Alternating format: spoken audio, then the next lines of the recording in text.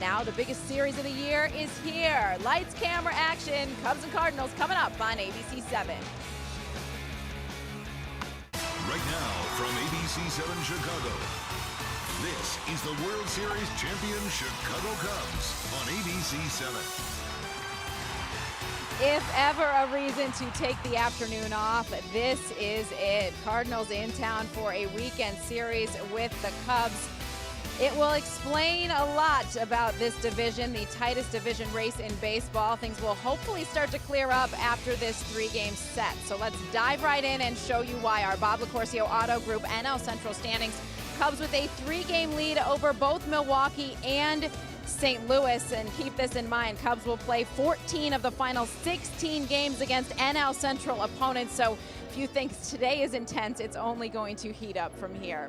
Hi everybody and welcome to Cubs Baseball. I am your hostess, Deon Miller. Through the first half of the season before the All-Star break, the Cubs and the Cardinals had the exact same record, but the Cubs have pulled into first place because their pitching has been more solid and they've scored more runs than anybody else in baseball, but the Cardinals have kept the pressure on behind their solid pitching staff as well.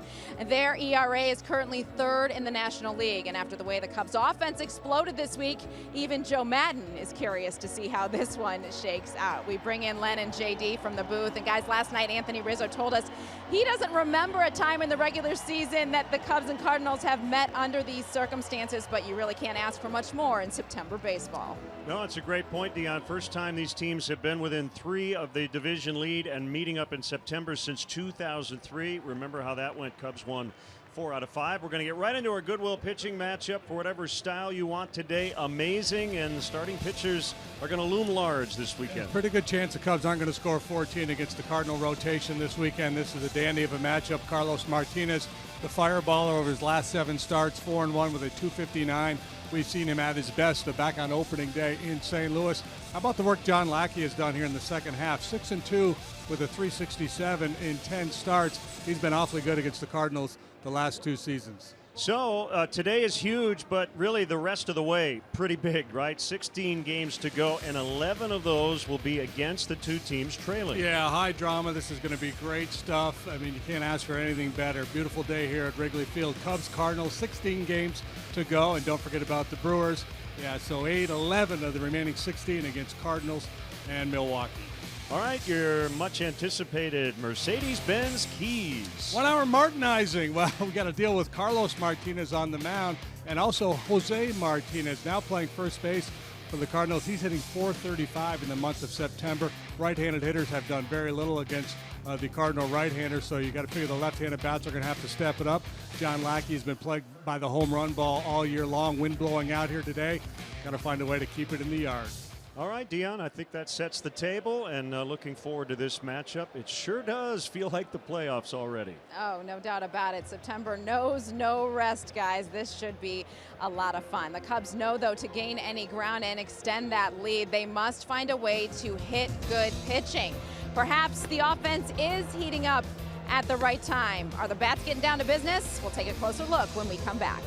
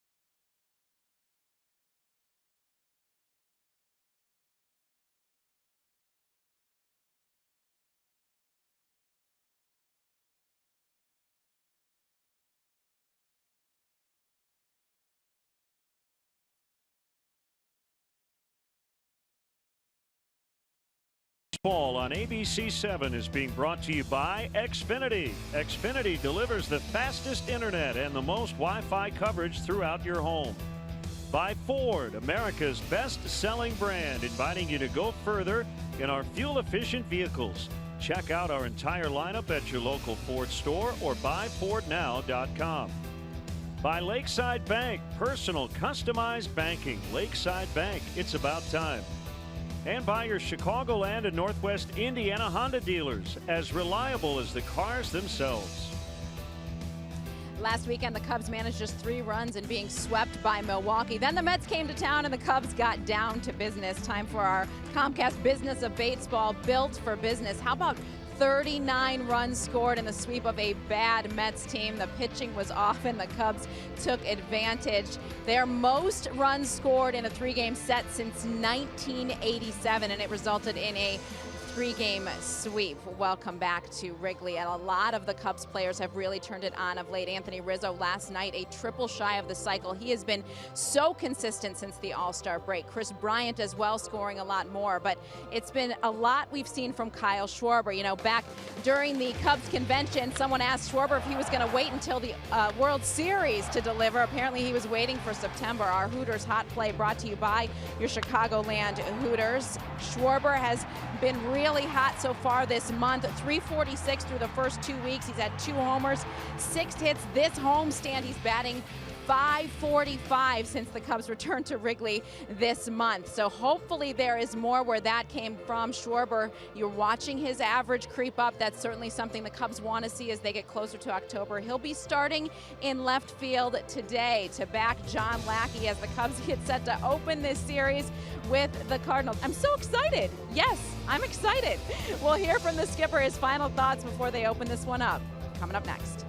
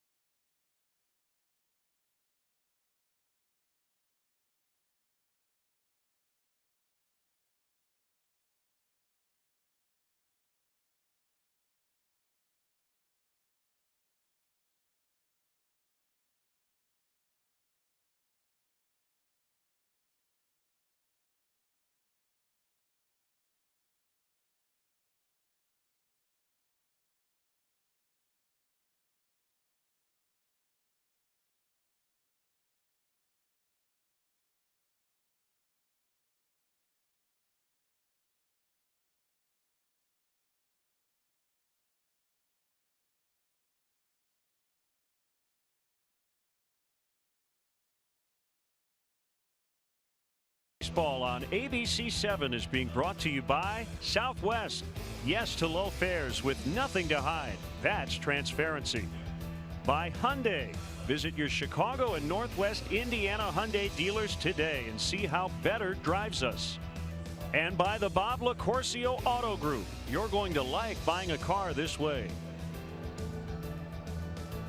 Always a playoff type atmosphere at Wrigley when the Cardinals come to town, but things will be kicked up even more this afternoon. Fans really eager to see how the Cubs match up against St. Louis, perhaps even more so because last weekend the Cubs had this exact same opportunity and failed to win a game against Milwaukee. So a midweek sweep of the Mets using tons of power at the plate was exactly what the Cubs needed, perhaps more so mentally as they now head into the biggest series of the season.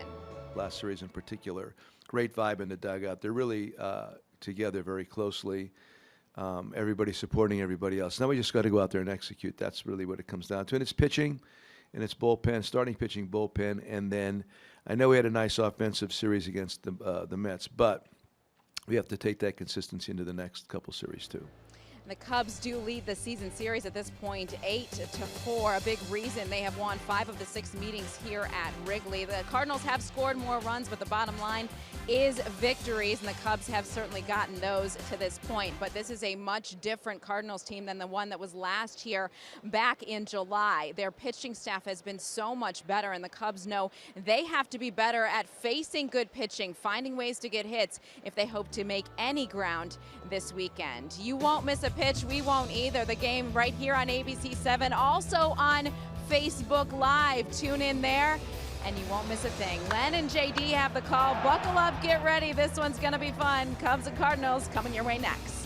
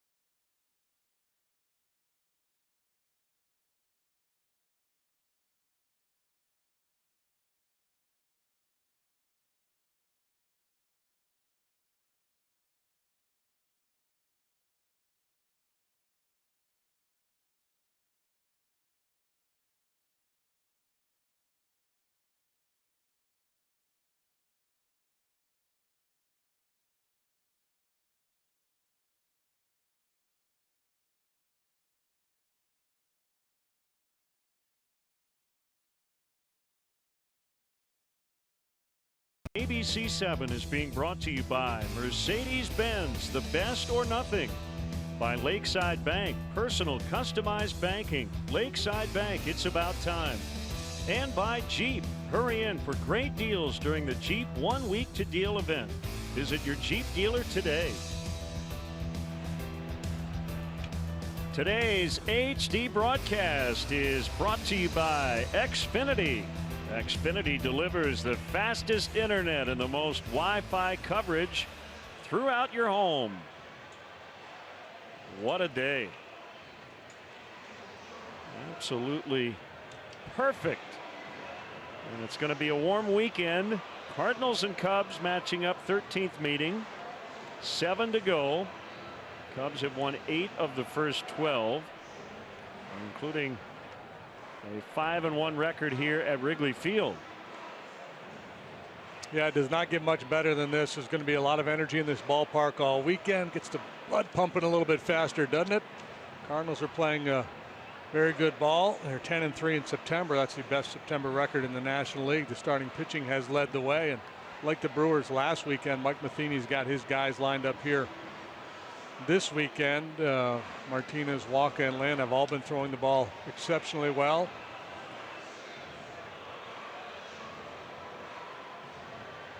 Cubs today honored Victor Caratini and Jen-Ho Sang, the Cubs minor league player and pitcher of the year, respectively. In Sang's case, it's the second time he has won that award. Also back in 2014, he made his major league debut, got a no decision last night. So congratulations to both. So he can kick his feet up a little bit today. Kind of admitted he was nervous, especially after that ball 4 pitch to Jose Reyes to start the game, but got the first one out of the way. And we'll see what the future has in store for the 22-year-old Jen-Ho Sang. And Cub fans, if you miss any of today's action, ABC 7 rebroadcasts each one of its Cubs matchups on the Live Well Network. Today's Cardinals Cubs Encore will air in its entirety beginning at 7 p.m. on ABC 7's digital channel 7.2 and the following cable channel positions. Looking into the Cubs dugout, the players, it reminds me of the rodeo, you know, when they're getting ready to open the gate so they can come out on the back of the bull. Players are ready to go. John Lackey, the starting pitcher, not quite ready, so they're just kind of milling about. And here comes Big John. Give a little breather before the proceeding starts. John working on a couple of extra days of rest. This is his first start in a week. And the Cubs wanted to make sure he faced his former team. He's pitched a lot against them here these last couple of seasons.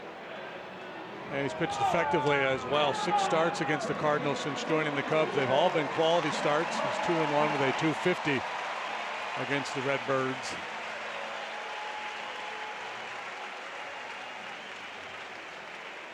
Now Mike Matheny's Cardinals lineup brought to you by Fix Auto. They have the best record in the NL to start September, 10-3. Matt Carpenter's played first, second, and third. He's hit the top 3 spots in the order, but right now playing third and batting first. Tommy Pham is in left. Paul DeYoung, the shortstop. Jose Martinez at first. So a different look for the Cardinals. Those 3 guys have had great seasons. Yadier Molina, the ageless catcher, has been terrific. Stephen Piscotty spent some time in the minor leagues earlier. He's in right. Colton Wong is at second. Young Harrison Bader in for Dexter Fowler, who's dealing with a bruised knee. And Carlos Martinez, the pitcher, will hit ninth. Cubs defensively brought to you by Plumbers 911. Schwarber, J. Hayward, left center, right infield. Bryant, Baez, Obras, Rizzo. Contreras behind the plate. Emergency plumbing service is 1 click away at plumbers911.com. Big John Lackey in pursuit of win number 12. Did not get that last time out despite an outstanding effort. A hard luck loser to the Brewers, 2-0. He allowed a 2-run home run to Ryan Braun in the first inning, and pretty much nothing after that. He struck out 9, so his record stands at 11-11 with a 4.65 earned run average. He toes the slab for the 28th time. We have the tallest umpire in the major leagues, 6'7" Jordan Baker. He'll call balls and strikes. He has been a full-time major league ump since 2014. Torres, Dreckman, and the crew chief Welke on the bases. An interesting matchup right from the get-go. Matt Carpenter has really struggled against Cubs pitching. He has not had success against Lackey. He likes to see pitches. He takes a lot of walks. Lackey likes to throw first pitch strikes. So you get the sense this would be a freebie if you just wanted to pump one over the heart of the plate. Every now and then Carpenter will double cross you and attack that first pitch, but rarely when he's starting a ball game. Cubs shift to the right against him on the infield. We're underway. That's a fastball off the outside corner.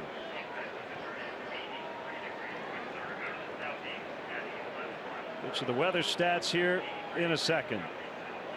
1-0 from John, outside again.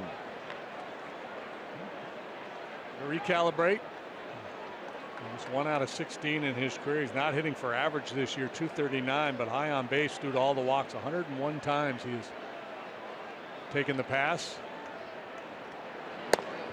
There's a strike, and weather at first pitch is brought to you by Four Seasons Heating, Air Conditioning, and Plumbing. For all the right reasons, call 866 Four Seasons. 83 degrees. Wind blowing out toward left. 3-1. Could have been. That's the first official wears that from John Lackey here today. And one of the narratives around Baker, as Len mentioned, the tallest umpire in the game, the tallest ever, is that being that he's so tall, he calls the high pitch and not the low one.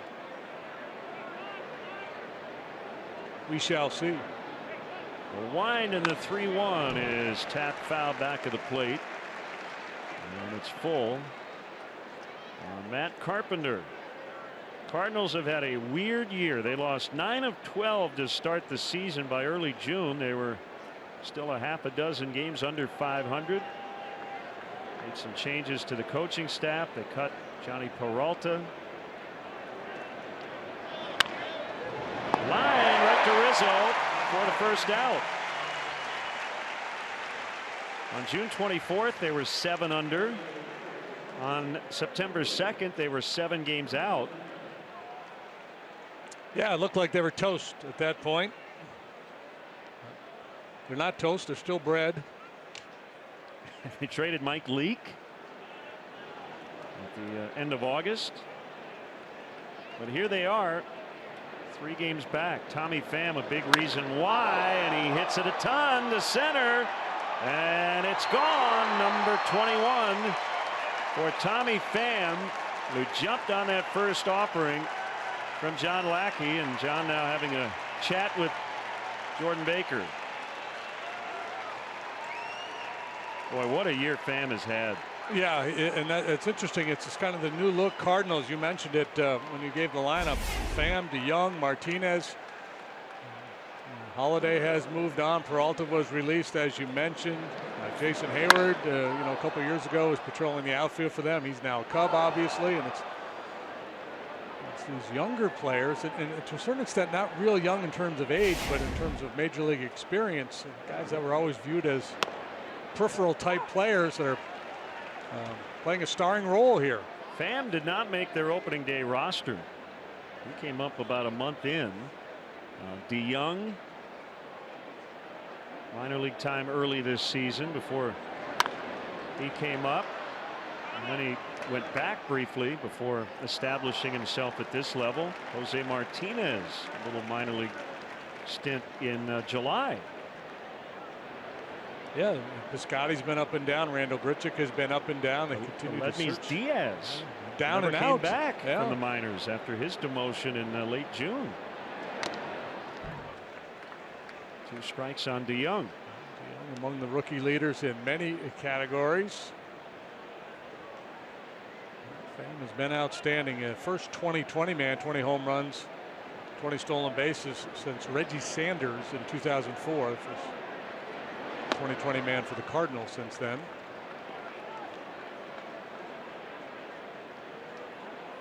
One and 2 on DeYoung.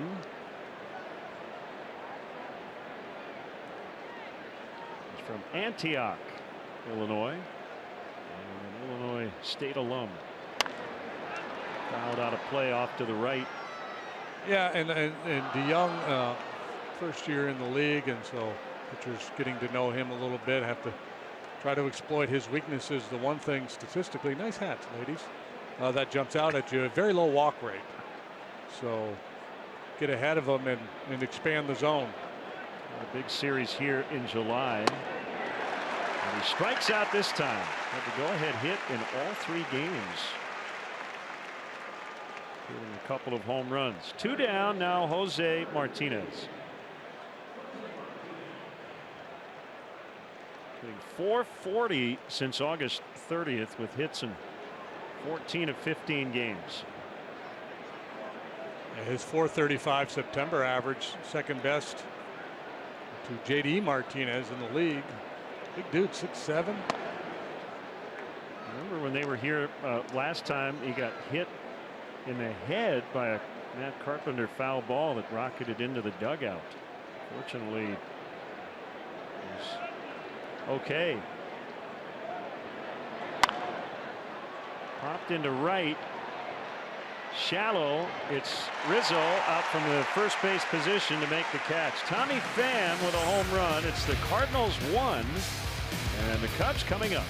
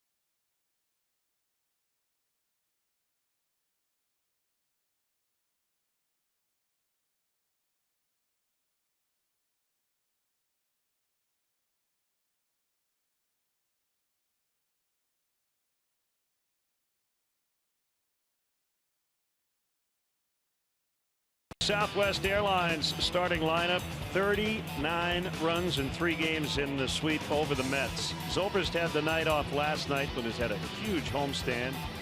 Chris Bryant, a big series. He's at third. Anthony Rizzo at first. Wilson Contreras, the catcher, will hit cleanup. It's Kyle Schwarber in left. John Jay and Jason Hayward, former Cardinals, in center and right, respectively. Javier Baez, the shortstop, ahead of John Lackey, another ex-Cardinal. Cardinals defensively, Pham, Bader, Piscotty left, center, right. Carpenter, DeYoung, Wong, Martinez. They figure to be busy. Carlos Martinez on the mound gets a fair number of ground ball outs. Molina, of course, back behind the plate. And the numbers on the hard-throwing righty, 11-10 with a .333 ERA. That's good for 7th best in the league. He's making his 30th start. He's hard to hit. League batting just .227 against him. He's got some fun hair as well. And then a strike called on Ben Zobrist. I don't think people talk enough about Carlos Martinez. Reference the elite starters in the National League. Got his 200th strikeout in his last outing. He's third in the league in strikeouts, second in innings pitched. 5 years in the big leagues, a career .333 earned run average.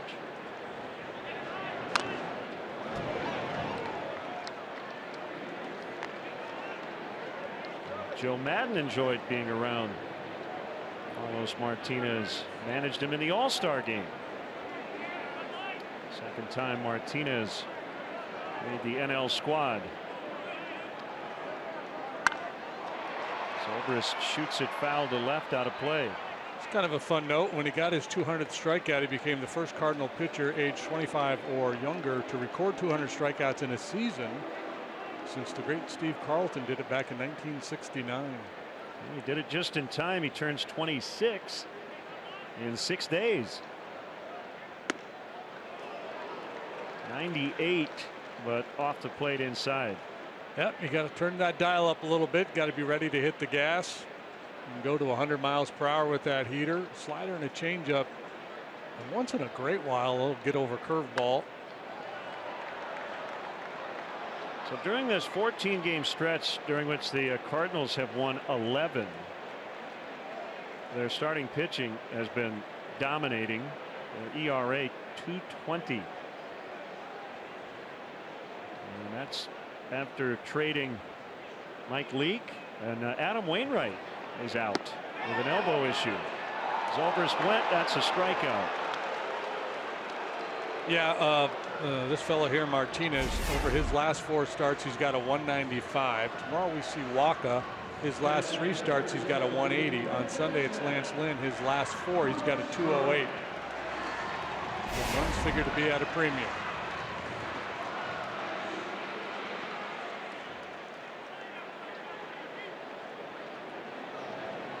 The good news is the Cubs are running some very good pitchers out there as well. 1 strike on Chris Bryant.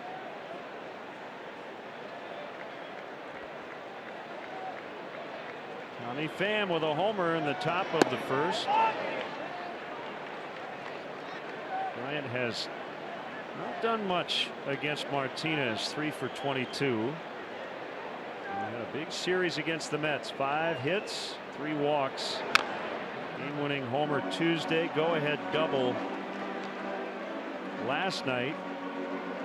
He scored 7 runs in that series. And yeah, we probably need to recalibrate the expectations in terms of the offensive output after the Cubs scored 39 runs in those 3 games. Swing and a miss, strike 3.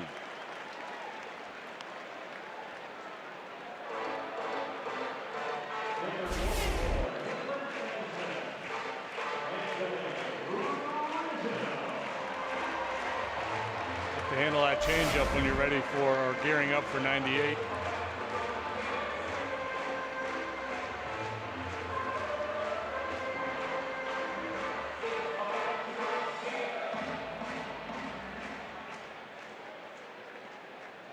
Rizzo tied his career high with his 32nd home run, one of his 3 hits last night. Stole 2 bases. Back in the team lead. He's the only Cub with 10.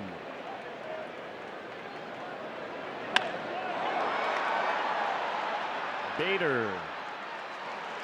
And the Cubs go 1-2-3. 1-0 St. Louis after an inning and an important game.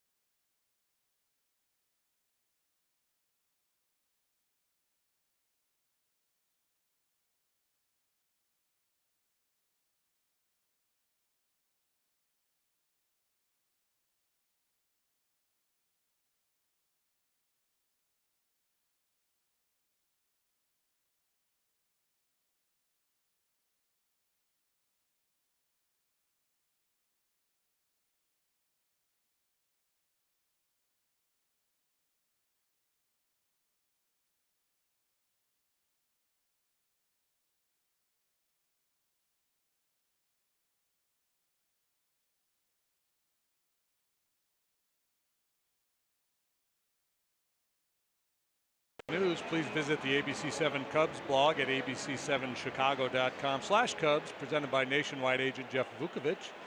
Go to jeffvuk.com or follow him on social media. Nationwide is on your side. Start of a big series as Lackey will face Molina. And the battery mates, and Yadi fouls it off on the ground. 8-time All-Star Yadier Molina.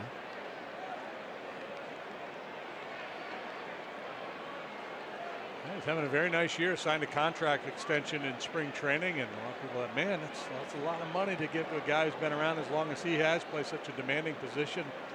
But he has responded, having a big year, 17 home runs, the most he has hit since 2012. Career best 22 that season.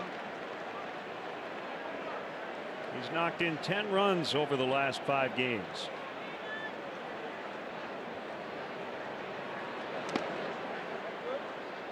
One and two. Leads all catchers in hits, RBIs, and innings caught.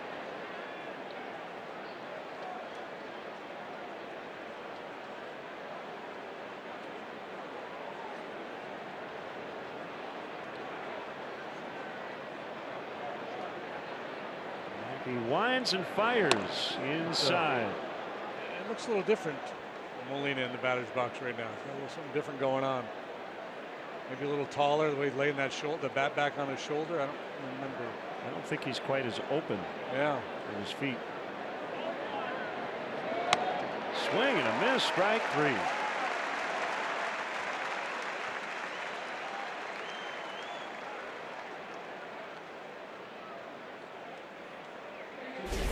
Big strikeout game for John last time out. He got 9 Brewers. This is the second strikeout today. Just beats Molina with an elevated fastball. I mentioned the extended rest. This is his second consecutive start with a week off in between, and with 6 or more days of rest, he's 4-1 with a 367. Stephen Piscotty takes a strike. A tough year for him as he fouls back. Twice on the DL, hamstring and groin, and demoted to the minors for a couple of weeks in August.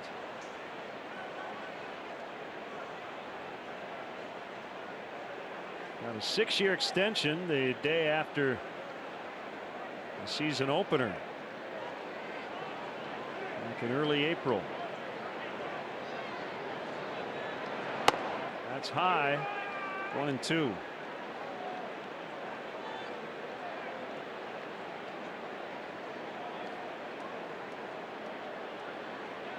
Remember that game? It was a day after he got the extension. April 4th.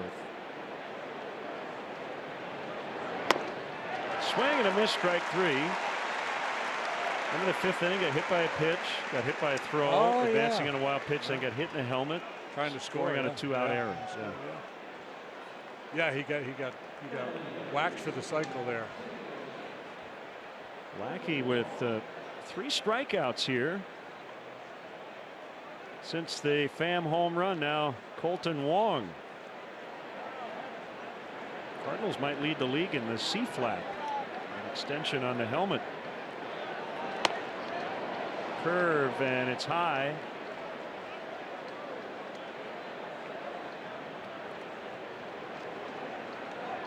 Wong having a nice year. It seems to have fallen in and out of Mike Matheny's doghouse over the last couple of seasons. Hitting for average, taking his walks, got an on-base percentage 387.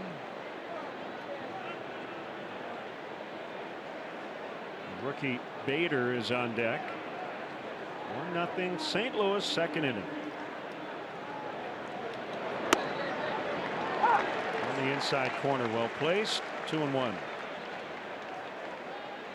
It's like Jake Arrieta will throw a full bullpen session tomorrow, and he could be back in the rotation at some point in the next week. Addison Russell feeling good, and he might be activated here over the next few days. as the Cubs try to get generally back to full health. Hector Rondon dealing with elbow inflammation. Koji with the knee issue. That's Baez down to a knee. Got him at first. How pretty is that? Over and over and over and over again. El Mago. 1-0 Cardinals in the second.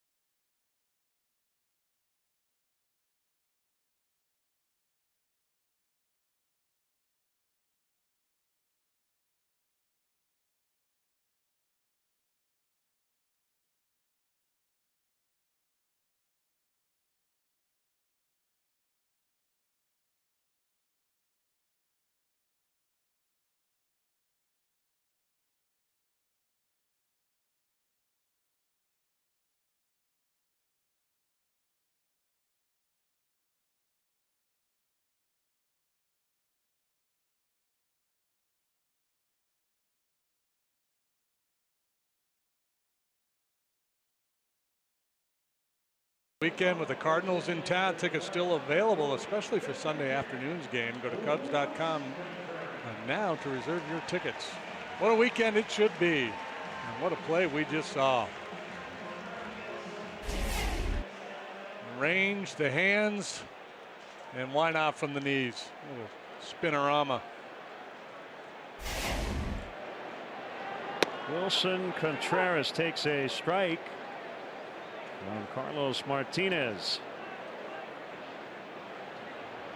Big night Wednesday, 2 for 3, a walk, knocked in 3, picked off a runner. And 3 RBIs, all came with the bases loaded. That's been a great situation for him this year. 8 for 13 with 20 knocked in bases loaded spots.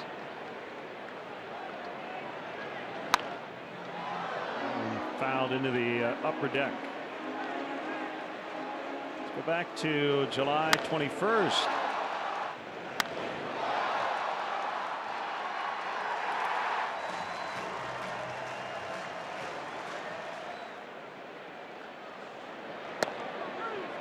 He struck him out looking.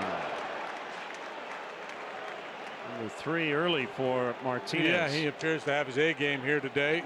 He's got that body language out there, strutting around like, yep, this is my world, folks, and you're just passing through it.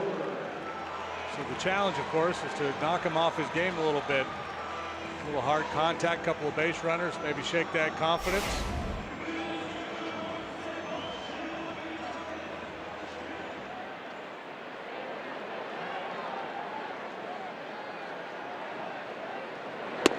Schwarber, ball 1. 99. Schwarb's 11 out of his last 32. That's a .344 batting average with 4 home runs. Martinez with 2 complete game shutouts this year.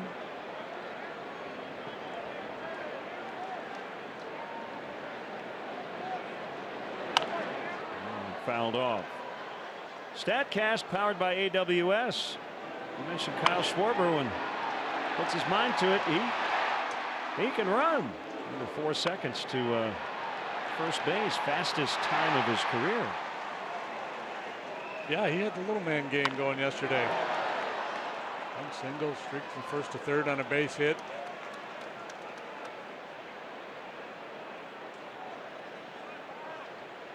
Putting a little separation now in terms of his batting average. He was under 200 for much of the season. Now 209. Swing and a miss. Martinez. Yeah, he's feeling it. You're right. Yeah, kind of like a wrestler when after he's thrown a guy out of the ring, right? Just stomping around out there. Who's next?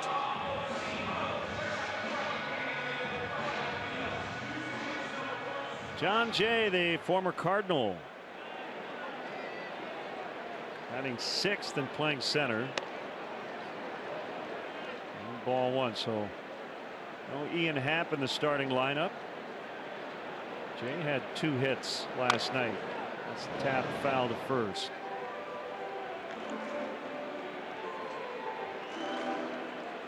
Right, so the value of 39 runs in 3 games. Number 1, you sweep the series. That's by far the biggest thing.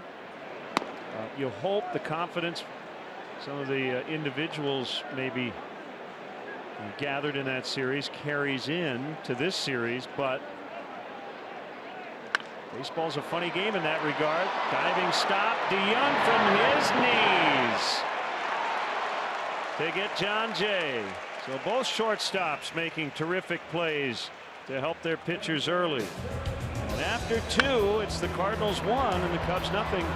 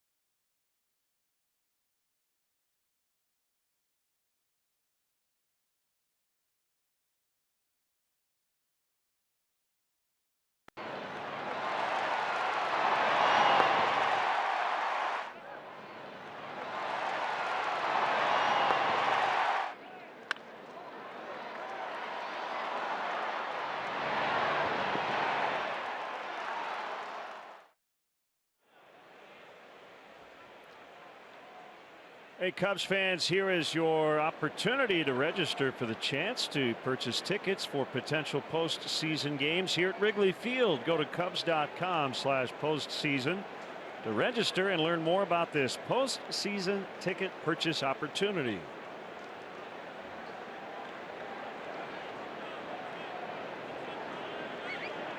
Temps in the 80s. Cardinals, Cubs. Can't beat it. Harrison Bader takes a strike. We don't know about Dexter Fowler's availability. Last weekend he banged his knee against the wall going after what turned into an inside the park home run. And has not played since. So it's Bader. Had a nice year down at AAA, hit 20 home runs. 19 games at the big league level, and he's done quite well. They like his play in center field. Hoisted to right. This is Hayward for the first out. Cub fans, start your day the Chicago way with ABC 7 Eyewitness News in the morning. Weekdays with Terrell Brown, Tanya Babich, Roz Varon, and Tracy Butler.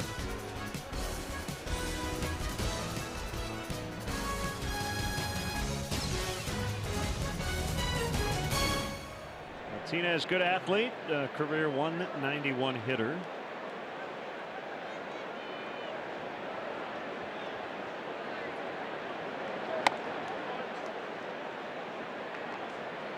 Ball one. Shortstop growing up, switched to the mound just before he signed his first contract with the Red Sox. That was voided a few weeks later.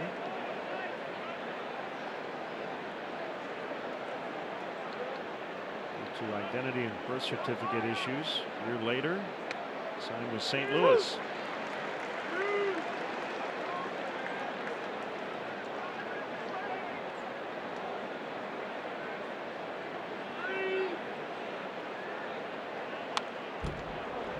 Going to go with in terms of the color of his hair? Is that magenta? That's a good try. Yeah.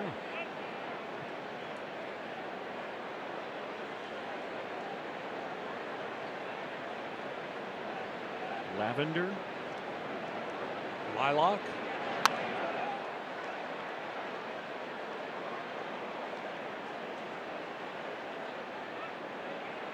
If he and Joe Madden are using the same shampoo.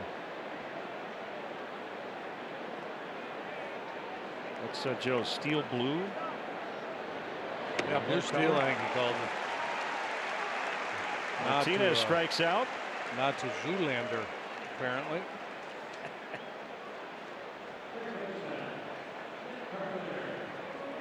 Now Carpenter. So Lackey has been excellent. The one pitch to Pham, deposited into the bleachers in left center. Yeah, that was the story last time. The Braun 2-run home run in the first. After that, he gave up just a couple of knocks. One was a bloop single. The other one, the Jimmy Nelson ball off the wall, the play where Nelson ultimately got hurt diving back into first base. That was about it. And John just gave up 4 hits in that outing, struck out 9. I think we always worried when a starting pitcher who's so tied to his routine gets extra rest that he might be a little bit off his game, but he is not. He's actually benefited from it. A little extra zip on the fastball, a little more bite on the slider. Texas guys battling here.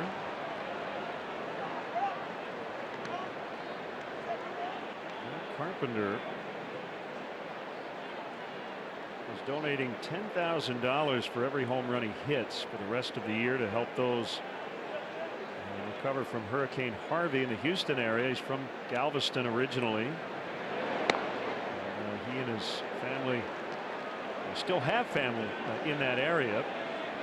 Adam Wainwright and the Cardinals are matching his pledge. So he's hit 2 homers since. So the current total $60,000.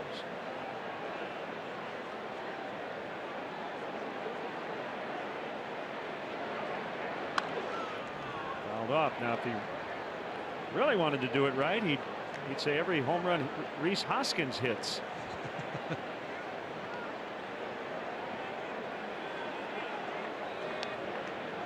What's he got? 17 now, Hoskins? 18. Right? 18. He hit his 18th last night. It's an Aaron Judge-like pace.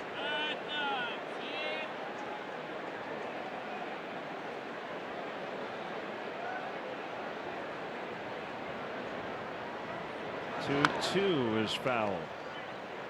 Carpenter went to Elkins High School in Houston. His dad was the coach. I don't know if he's still coaching or not. Long-time high school baseball coach in Houston, and Carpenter went on to Texas Christian University. With Jake Arrieta. Yeah. They're good friends, and we've talked a lot about how Arrieta has had Carpenter's number at this level.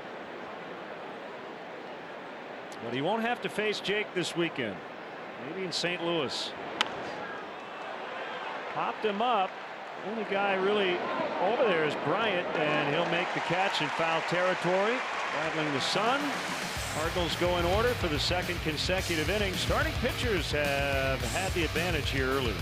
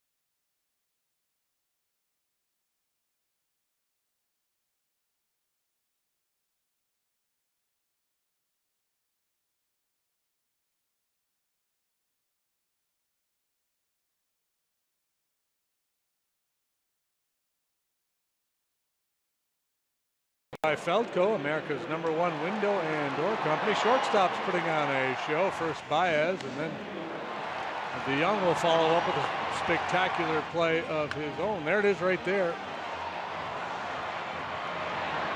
It's good for a silver medal. I'm still going to give Javi's a gold. Right now, get 2 windows for the price of 1 with no interest for 1 year. Call 866-4 now for a free quote. We gave you 2 great plays for the price of 1. Hayward, Baez, and Lackey against Carlos Martinez. Ball 1 to Jason. Javi outpointed him on artistic merit.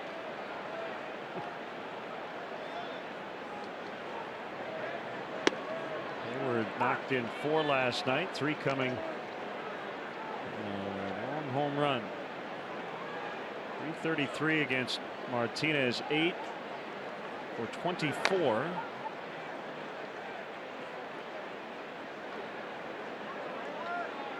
He's got a tight slider working today.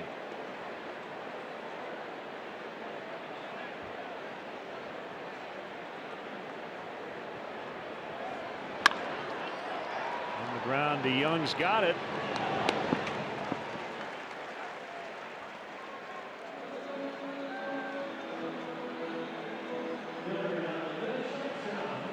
Solid contact there from Hayward, but right at DeYoung. Baez and Molina say hello. Former WBC teammates.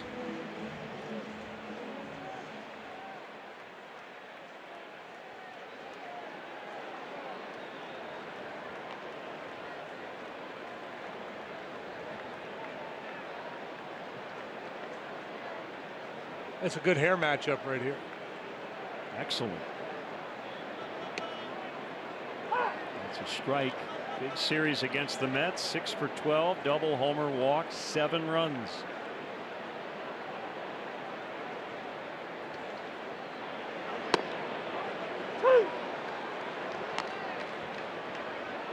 Change up. Yeah. Okay.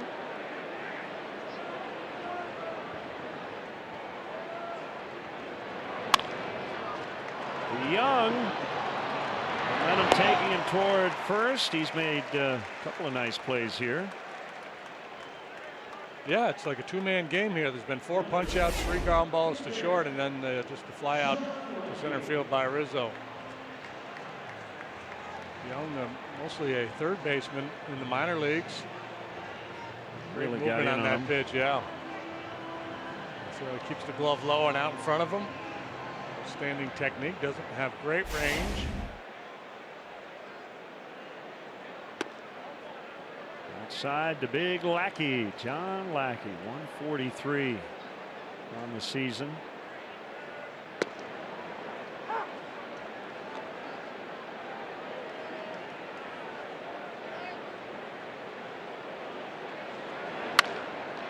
Knocked down by the pitcher. He's got time to recover. He'll lob it over to Martinez. Carlos Martinez, 9 up, 9 down with a 1-0 lead after 3 innings.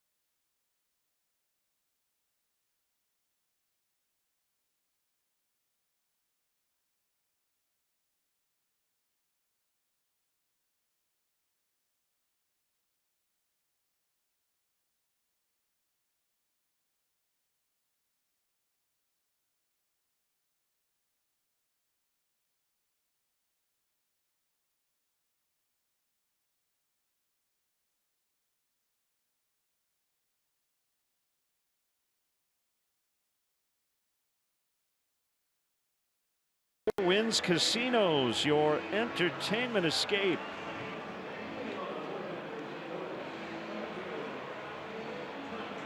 Nothing Cardinals. Tommy Pham will lead it off here in the 4th. The first pitch he saw for a home run in the 1st. Some Cardinal fans here, but not a ton. A lot of Cubs blue. As you would expect, and we expect to see Cubs blue in St. Louis. That big 4-game series to start the final week.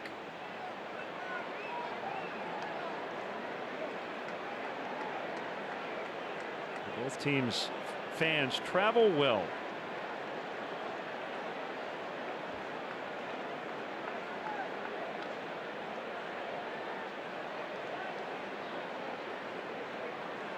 If Tommy were a Cub, I would want to say, "Hey, how's the fam?" every time I saw him. Yeah, probably would get annoying. 1-0 on him. You know, the big thing for him is he's had some eye vision issues off and on throughout his career. He has a condition that sometimes causes blurry vision and light sensitivity. So getting that under control has been hugely helpful.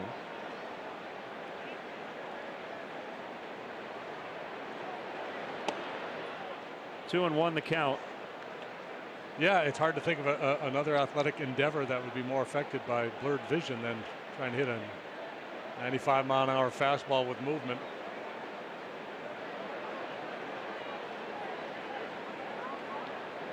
Maybe the eye chart reading championships.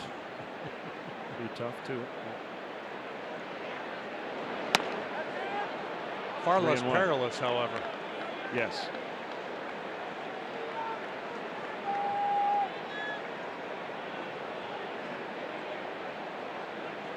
Pham has displayed power. He's got speed, and he's patient. He'll take his walks.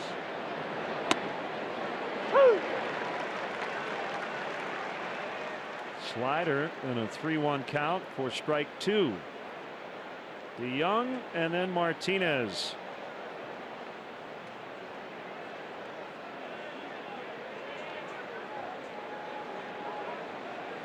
Lackey to the plate, fouled away. Got a good chunk of home plate too. They're trying to go outer third and down, and that ball drifted back over the middle of the plate.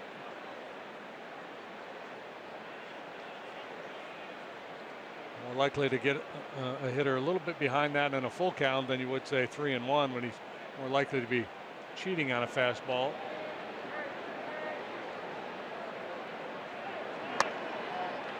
Ball 4.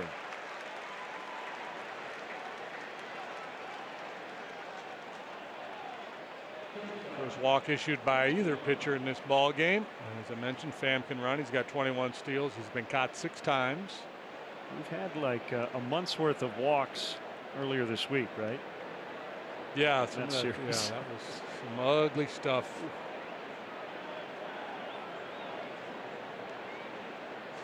Decent lead by Pham. Not running. DeYoung takes inside on a curve. I wanted to mention the Cubs are going to use tomorrow's 50-50 raffle to make a donation for Hurricane Irma relief. So they will donate 50-50 raffle proceeds to the American Red Cross from the game tomorrow afternoon. If you're coming out, keep that in mind. And make a donation.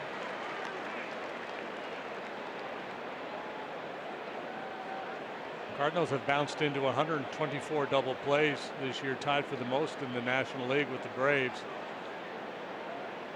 DeYoung does not hit it on the ground that much.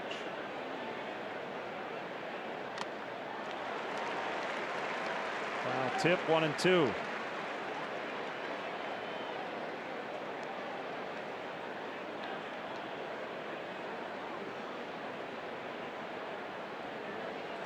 Leads the Cardinals with his 22 home runs.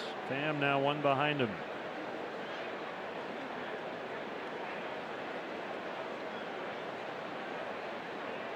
Homered in his first at bat. Colorado, big lead by Pham. Did pretty well. Jay, though, will call off Hayward and make the catch. Pham back to tag, and he'll hold there. Do not miss your first chance to secure 2018 tickets. This is your opportunity to get seats to the must-have matchups for the 2018 regular season or coordinate a group outing for any occasion. Visit Cubs.com/deposits for more info today. Schedule came out earlier this week. Cubs open on the road. 3-city road trip to get started, but then they come home for a long homestand. Opening day opponent here at Wrigley will be the Pirates. Jose Martinez high for ball 1.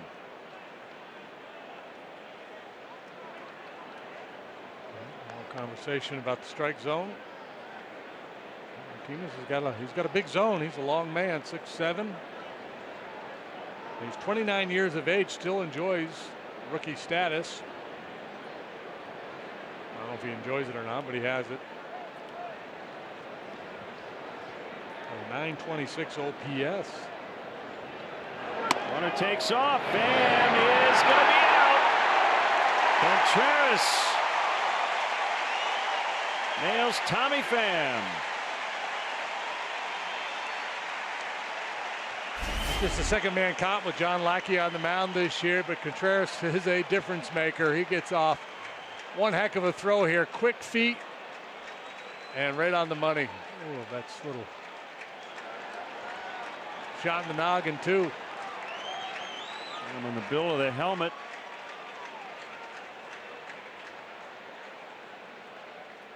There's some baseball being played out there today, folks. Martinez went around on a slider. A little anxious ahead in the count.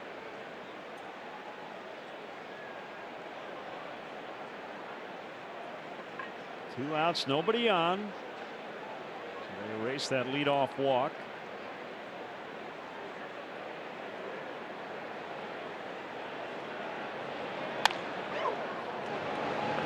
Shot grounder. Zobrist will make the play. Lackey will chat yet again with Jordan Baker. Nicely done, Wilson Contreras. And Javi Baez, 1-0 Cards.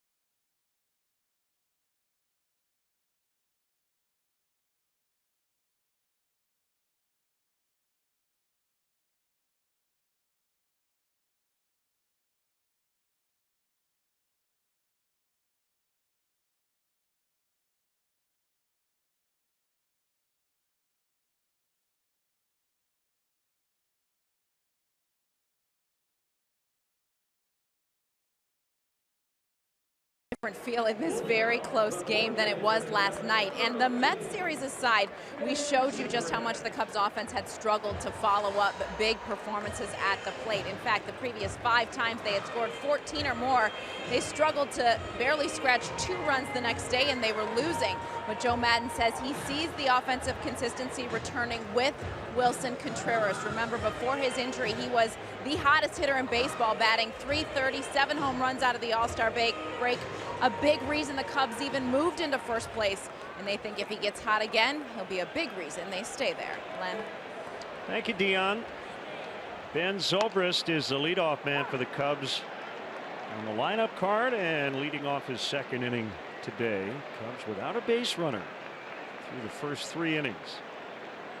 Ben has been trending in the right direction here of late.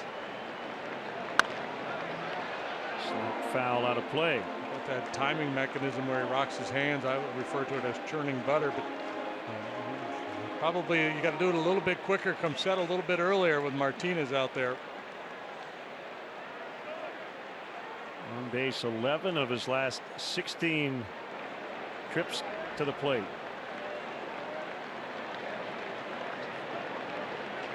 The 0-2 is outside.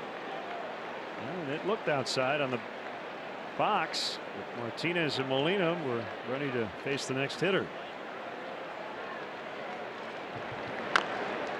Bounced foul. You know, I haven't asked Ben, because occasionally he'll go real old school with the baggy pants, the bottoms up just below the knees with the real stirrups, the black shoes. It's kind of a real old school look. I'm starting to think maybe this is the matinee look for Ben Zobrist. Day game at Wrigley Field. I don't know. So you're saying he breaks us out for day games only? I'm not saying that. I'm just theorizing maybe that's part of his thought process.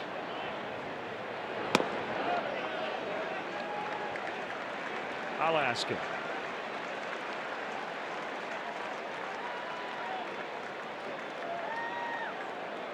Three and 2 on Zobrist. Swing and a miss. Changeup. Yeah, that's and he throws it hard. We've seen it at 88. That one was 90 miles per hour. And rarely do you see over swing and miss at a pitch in the strike zone. A lot of his strikeouts are borderline pitches that he takes for strike three. But again, Martinez has got his A game here today, and they're ready for 98. And he delivers a perfect change of pace.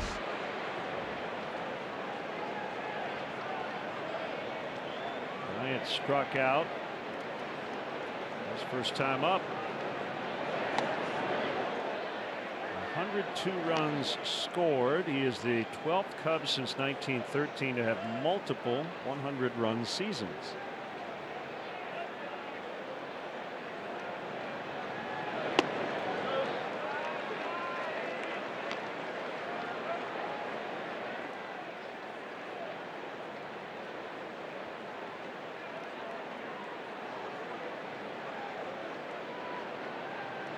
Here it comes. Driven in the air out in the deep right center. Way back there. Gone. We're tied. Nice barehanded catch by a fan in the front row.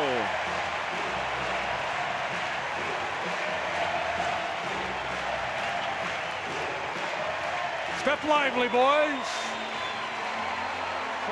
This Bryant delivers a opposite field home run on a 2-0 pitch from Carlos Martinez. A little cautious first two pitches, working around the edges, decided to challenge. And you see the result, our Toyota home run replay. Challenge met. Thigh high over the heart. And gone. With that first run for the Cubs, Chicagoland's own Midwest Equity Mortgage will donate $100 to the Pat Tillman Foundation, supporting military veterans and their families. I think a big part of the thinking there from the Cardinals is the fact that Anthony Rizzo was next. First career extra base hit for Bryant against Martinez in his 29th plate appearance. Rizzo looming. They didn't want to walk Bryant, so decided to be aggressive with the 2-0 pitch. Just got him. So Martinez had retired 10 in a row to start the game before that home run.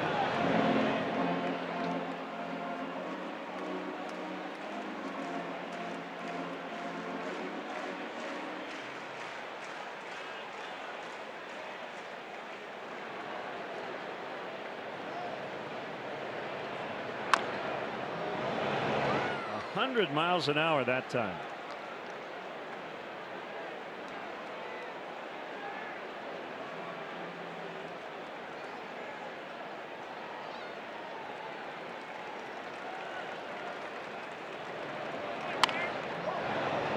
Foul. Not the pause in the delivery that time. Yeah, just another little wrinkle.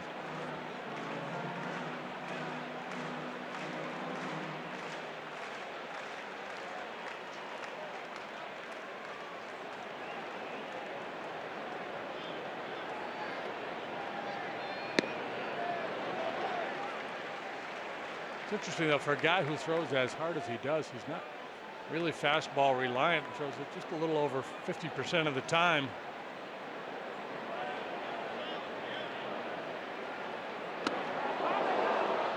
Rizzo got hit.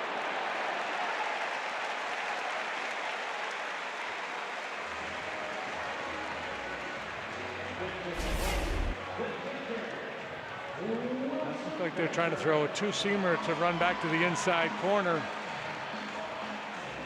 I don't know that hit him. Yeah, I did. I saw it. Did you? Just got his replay. Didn't look like it.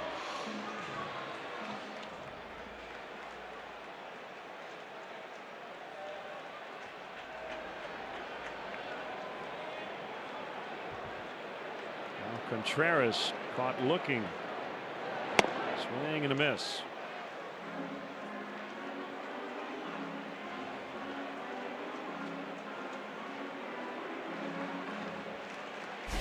Behind the plate. Well, let's see here. Okay. This watch the pant leg, back leg.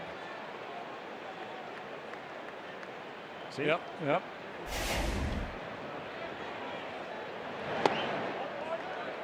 Good old eagle eye Casper caught it. Yeah, good eyes, man.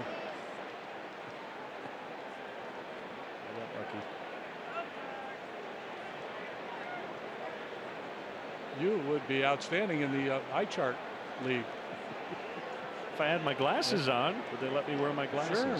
Cheaters are allowed. You're not cheating, you're not trying.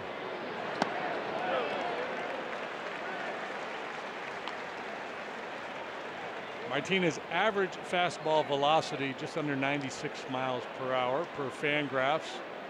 Tied for the 4th quickest in Major League Baseball.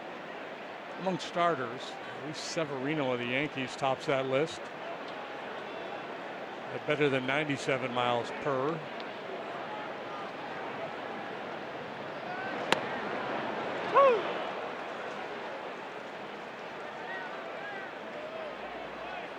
Kings of heat: Severino, Cole, Fulmer, Strasburg, Martinez. Top 5.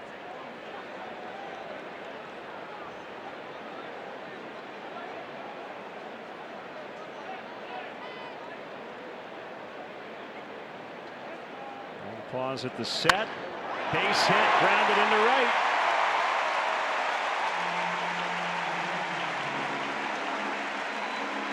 Second time through, timing him up a little bit better, and this is exactly what we talked about earlier. Put a little pressure on, rattle that confidence.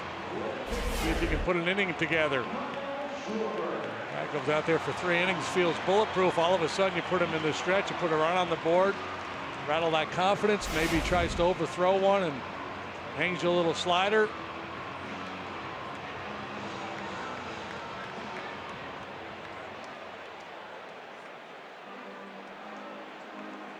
Schwarber with 2 on and 1 out.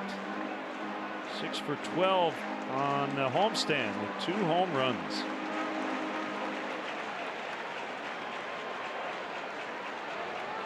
Bryant just hit his 27th. Schwarber has 26. Rizzo leads the way with 32.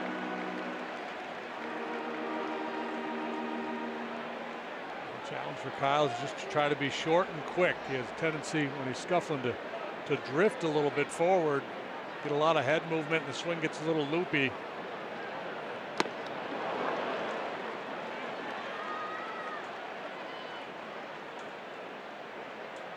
Kind of like us in blowouts, we get a little loopy. Late night West Coast games.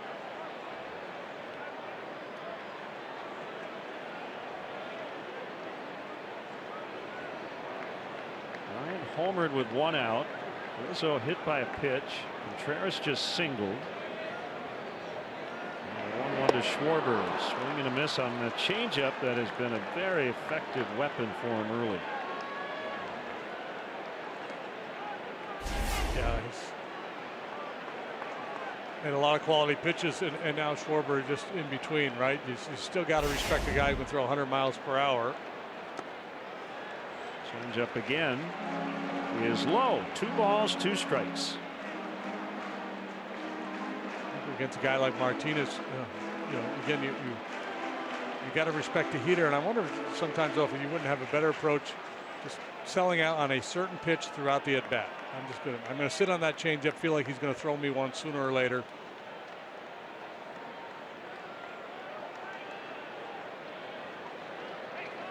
Is 2-2 is popped up. Carpenter makes the grab. Infield fly rule in effect. That's the second out, and it'll bring up John Jay. I think Joe was at least a little bit tempted to play Tommy La Stella today. In that debate about offense versus defense, and where you want to put the strength on the field, and talk so often about La Stella being good against elite stuff.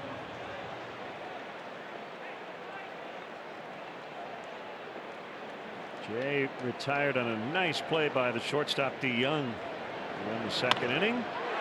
And this one will drop. Pham will throw toward the plate. Molina will get Rizzo. He applied the tag. He's out.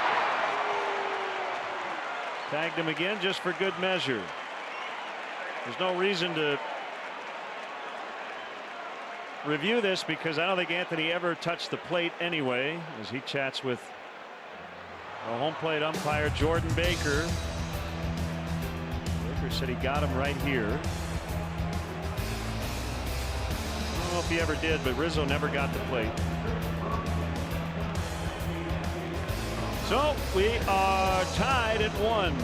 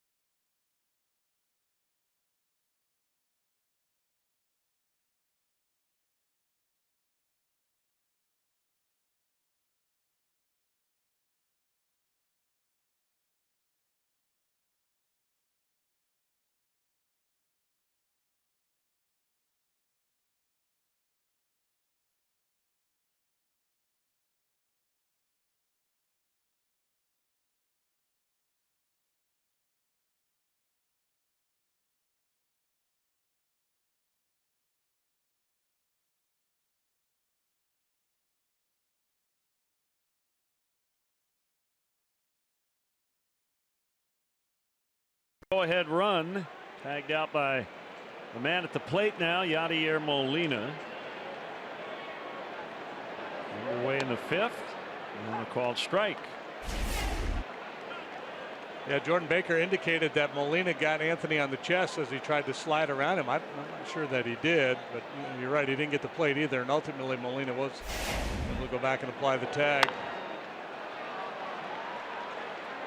Pop up for Zobrist. It's a battle in that sun today.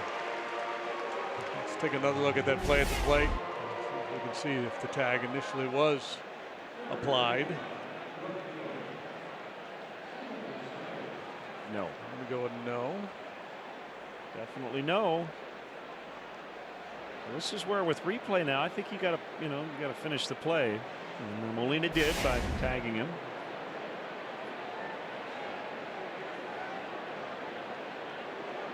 The question will come up. Well, what if Molina just handed the ball to the umpire and everybody went back to their dugout, and could the Cubs challenge it? Scotty with a base hit. That's a great question how they would rule. I cannot imagine though you can give Rizzo the run because he never touched the plate. Well, and the other part of it too is once he called him out, once he calls him out, it ends the play, and yes. and if Molina had just tossed the ball on the mound and left the field, he would have been justified in so doing. So I'm guessing the call would have stood. That's an interesting question, though. I'm sure it's in the umpire casebook. One out base runner, second hit for St. Louis. Colton Wong, the batter. Left-handed stick, takes outside.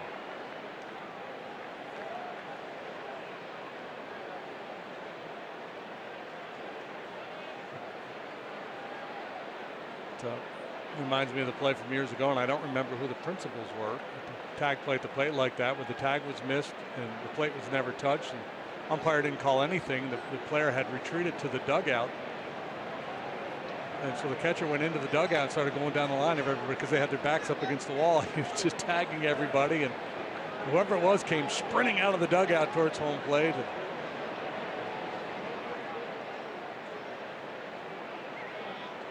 ultimately was ruled out for giving up on the play. He surrendered his right.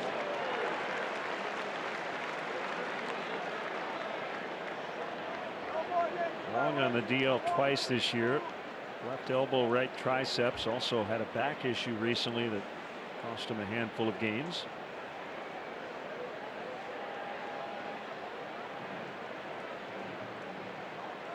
Lackey will toss over to first. Not much of a lead by Piscotty.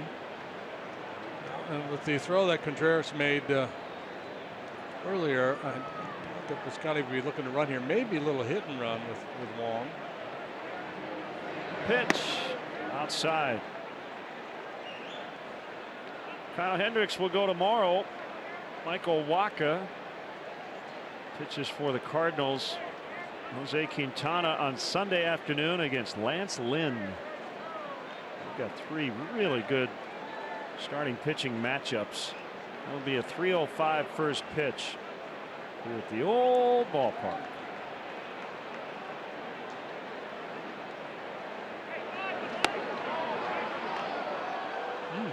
That seems to be the pitch John has had an issue with Baker, because he wasn't giving him the low one, but he hasn't given him that high strike either. I think John's probably thinking it's got to be one or the other.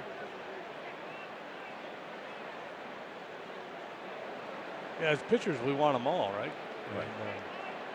And then once you're convinced you can't get one, then you start lobbying hard for the other. Rizzo will get it to Baez. Good stretch, and he stayed on the bag. So they get Piscotty. That's a fielder's choice for Wong. 2 outs. Yeah, Wong runs well. He's a tough man to double up. So this would have been a difficult double play to convert. So good job by Baez, just making sure he hangs onto the bag there and gets that lead man.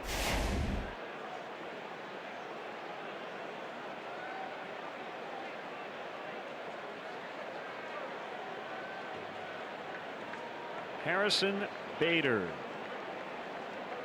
23 years old, from Riverdale, New York, and a Florida Gator.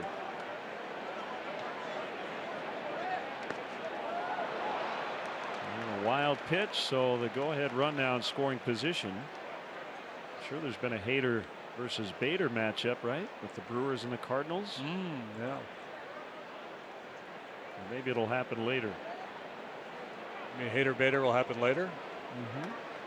And remember, he's a Gator, and he'll be walked intentionally.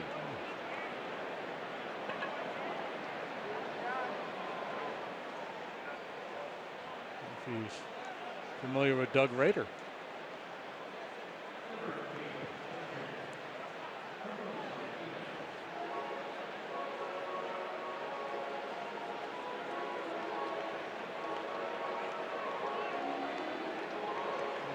Martinez, the pitcher, with 2 outs. Yeah, normally, you feel good with the opposing pitcher up there, but as you mentioned last time he was up there, he could swing it a little bit. On an automatic out. Well, just 80% of the time, a little more. A strike called on a breaking ball.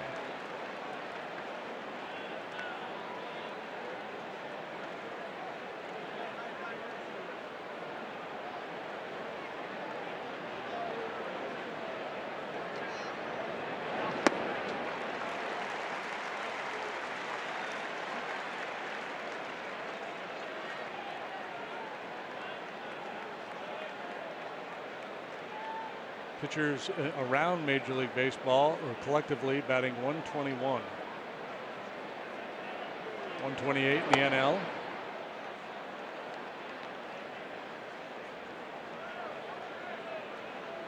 So that 185 average, he's significantly better than the average Joe.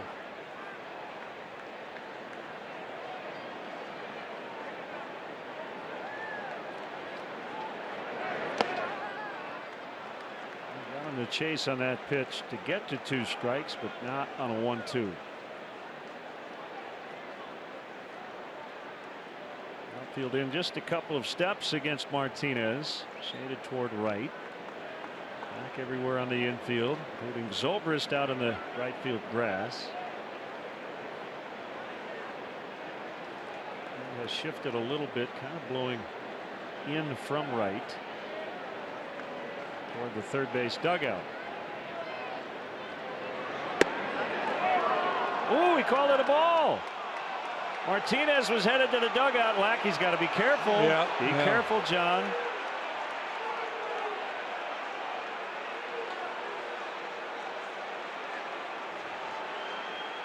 Joe's out there just trying to make peace. He's trying to make 2 points. I think my guy was right. I think it was a strike. And secondarily, we got a lot on the line here.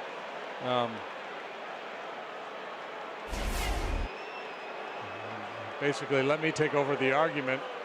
Yeah, it was a strike. It wasn't framed that well. No, it was not really well presented by Wilson. Lackey hopping mad. It's got all the patrons worked up.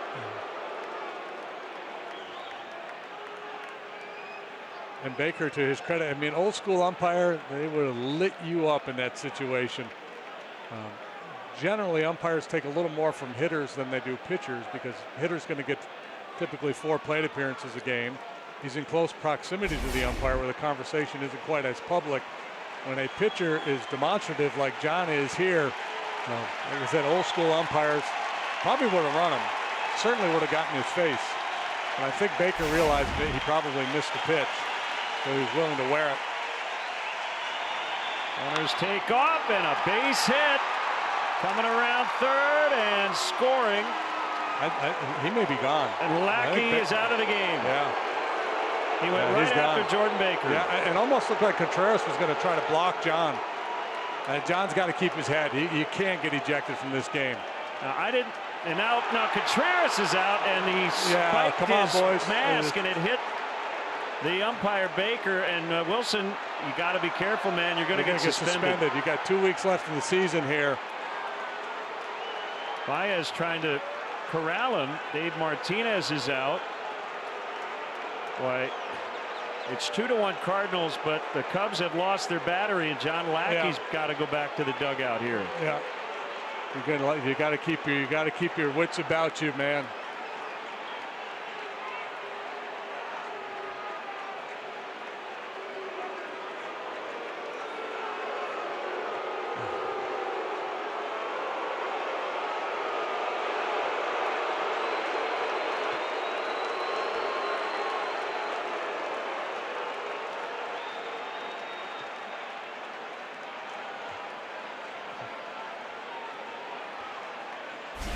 I did not watch John. I was watching the play. Well, let's watch what Lackey does. He's on a beeline towards Baker. And right there, he's screaming as he runs back to back up home plate. And Baker tosses him, and Jordan's just not willing to engage him. He's just he's saying it's time to move on. I will say this. John is running to back up the plate, but he's also running over there to yell at Baker, right? Yeah, I mean, he's been after him. He's been after him 3 or 4 times today. So this has gone back and forth. And again, pitchers generally don't get as much leeway. He's a veteran. He's got a lot of cachet in the game, and I think Baker was giving him some slack. It's a good pitch, for sure, no doubt about it. And it's a big moment. John's obviously a great competitor. Baker's already backed him off once there. Yeah, so again, it's a good pitch. It was not well presented by Contreras, and that right there, like I said, back in the day, was enough. You would have been run by a lot of guys. I didn't see ultimately what happened to Contreras here. I think Baker's trying to get him to stop chirping. He's gonna get a heavy fine at least. Spiking the mask that ended up bouncing into Baker. Looks like it's going to be Justin Wilson. And he'll get as much time as he needs. So, man, we'll be back 2-1 Cardinals.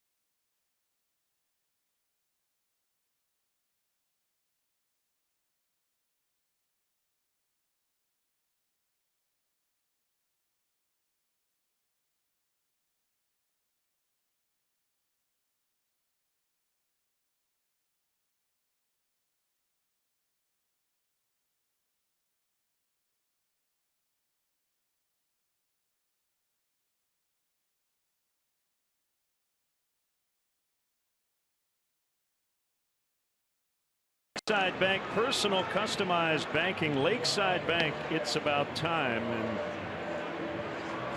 trying to get our bearings here. It's Justin Wilson and Alex Avila, the new battery. Obviously a delay because to figure out who Joe wanted to pitch. Not expecting Lackey to get tossed in that spot.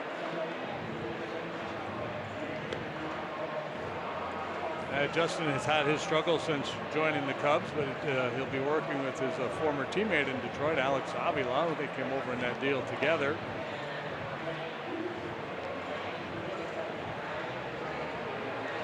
Well, the guy who's struggling, sometimes throw him out there in an abnormal situation and they'll respond. It's certainly a unique situation for Wilson. Didn't have time to prepare out in the bullpen the way he normally would. Pitching a little earlier in the ball game than he normally does. It is a charged atmosphere here at Wrigley Field with the latest episode. And let me clarify my point earlier. John deserved to get kicked out. I think based on everything that happened this inning. My only point about him running toward Jordan Baker is that is where the pitcher runs to back up that play. He turned around to kind of get in the play as he was yelling at Baker, but then got ejected. Yeah, it was, so I don't think he was running at the umpire specifically. It was part of. He was multitasking. Yes, he was running to back up home, but he also was going to give Baker the business on his way by. Lost in the shuffle is that it was the pitcher Martinez who came up with the big hit, his 11th RBI of the season. And also I noticed Colton Wong was not running with the pitch. It was a 3-2 pitch, first and second. And he was able to score easily, but my first thought was they might have a play on him because he didn't get a good break from second. And the Bronx cheer as Baker calls that a strike.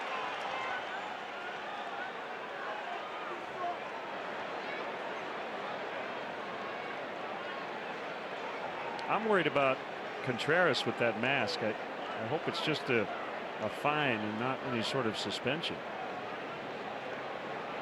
Well, he spiked the mask and it bounced and hit him, so it was obviously inadvertent, but certainly a finable offense.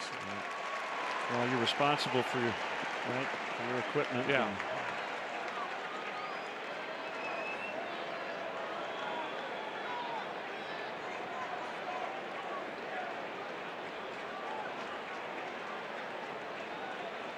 So it's going to be Cubs Cardinals. Yep. The bullpen the rest of the day.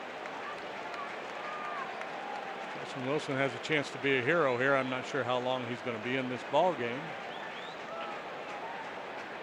Both Montgomery and Dunsing worked a couple innings yesterday. 1-2 on Carpenter. Yeah, I got to get out of this inning right now, considering what has gone on. Don't want to let this thing balloon.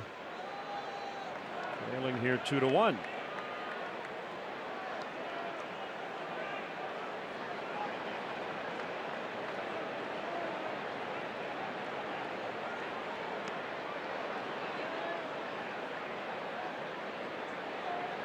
One, two is outside.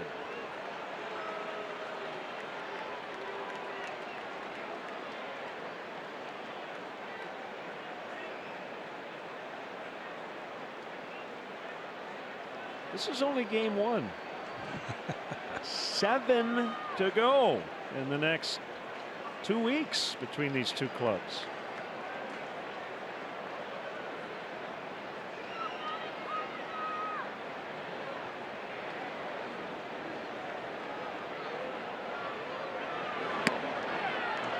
Yeah, the other part of it is, how often do you see a guy get ejected in the middle of a live play? Pretty rare, right? I mean, the play's still going on. And Baker had thrown Lackey out of the game.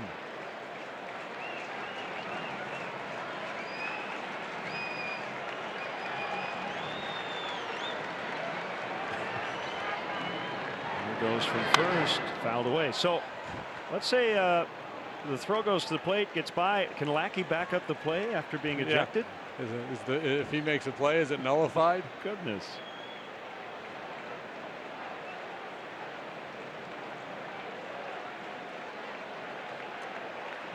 Wilson has had command issues since joining the Cubs. He's worked 16 times, 12 2/3 innings. He's walked 14.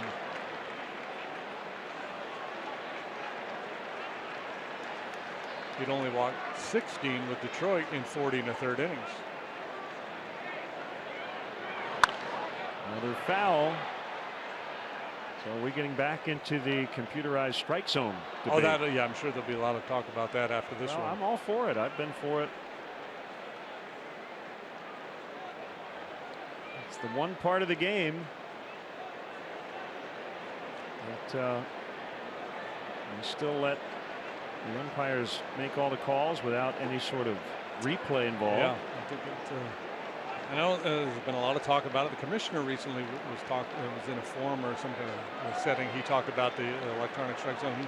I don't think he's completely sold on the technology yet. Swing and a miss. Wilson strikes out Carpenter.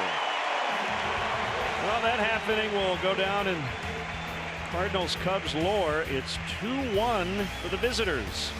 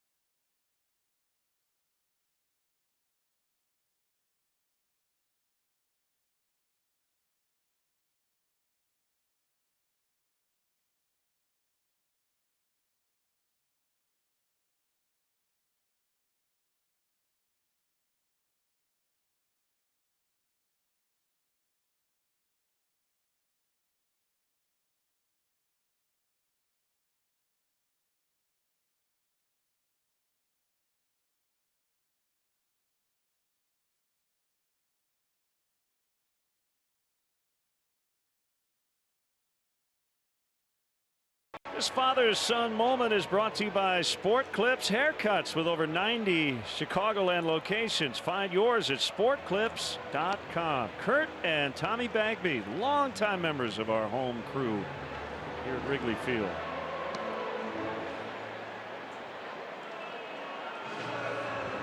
So it is 2-1 Cardinals.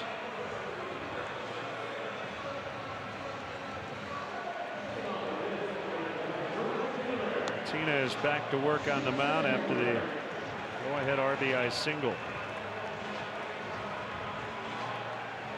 And for the record, the final line on John Lackey here today: 4 2/3, 3 hits, 2 runs. They were earned. A couple walks, 4 strikeouts.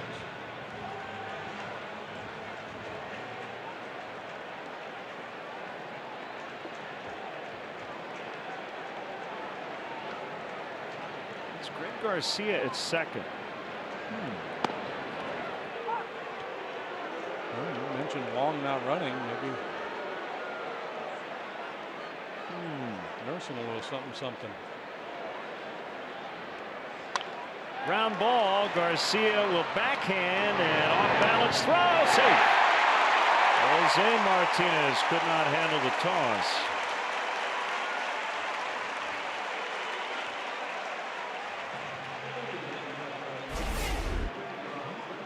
Good glove work. Throws a little bit short. Martinez is relatively new to the position, but he's getting good marks from Cardinal observers. for his play over there, but he can't make a play on this one. Break for the Cubs. We'll bring up Baez, leadoff man aboard.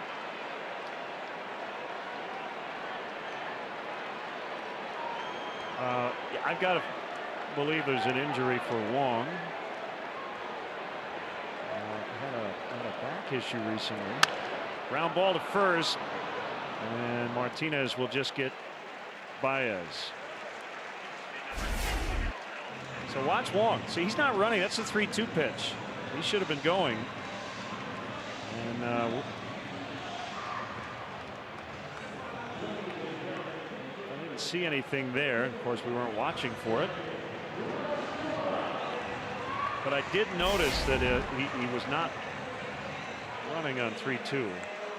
Yeah, and it didn't look like he was really selling out.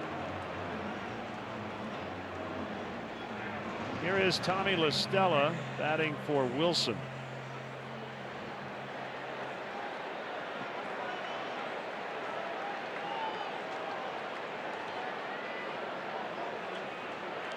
Well, here comes Tommy with a big chance. Cubs run expectancy is brought to you by Toyota. Let's go places. And I know the place Jason Hayward would like to go, and that is to home.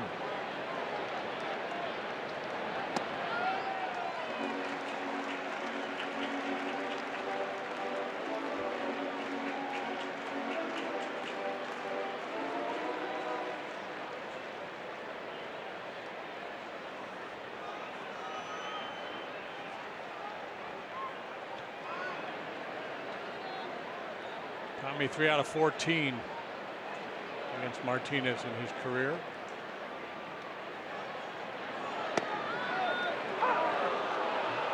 Two and one. Respecting his ability to handle velocity, going soft here, floating that changeup. I don't think that's where he wanted to throw it, across the top of the strike zone.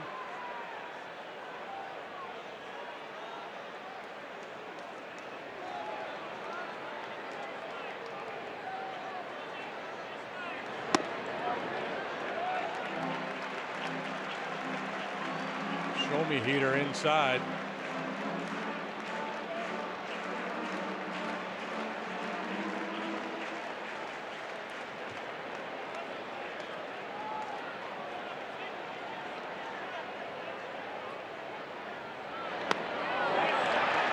Ball four. La Stella takes the walk. Pitched Tommy La Stella like he was Babe Ruth.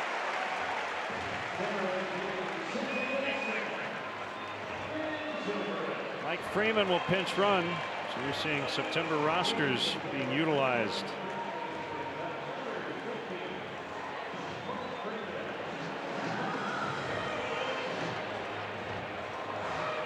These games matter so much. Cubs leading the Cardinals and Brewers by 3 games in the division. The Brewers are technically the road team tonight, but they're hosting the Marlins at Miller Park.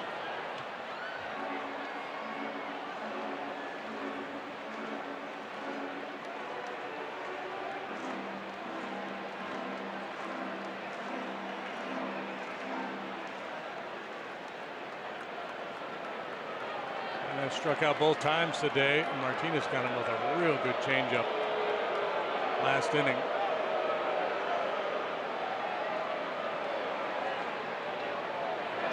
Inside to Ben. I've not heard of any sort of issue with La Stella that would make him have to be lifted for a pinch runner. I assume until we hear otherwise that Freeman's just faster.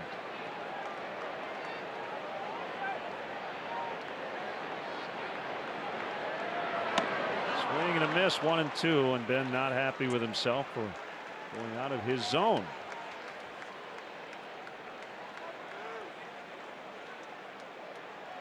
A game like this where every little play could be so important. If you get a little bit of an incremental upgrade speed wise, you go for it.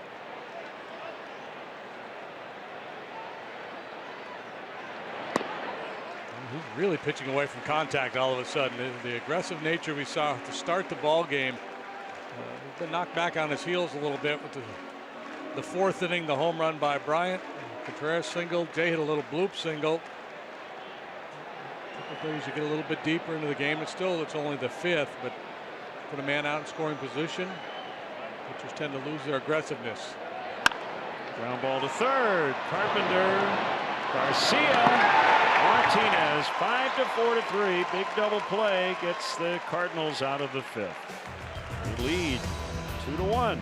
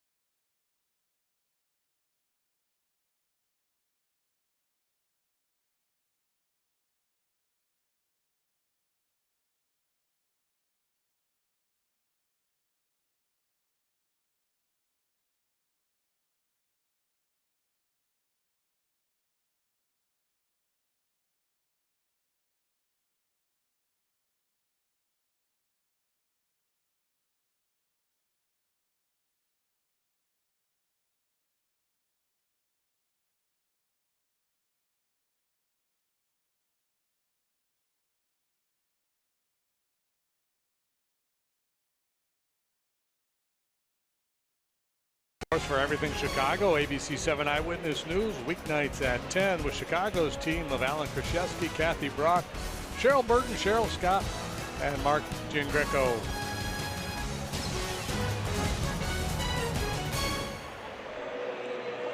Okay, we move on. Carl Edwards Jr. will pitch for the 65th time. He was 3-4 with a .338. Most difficult to hit, league batting just 149 against him.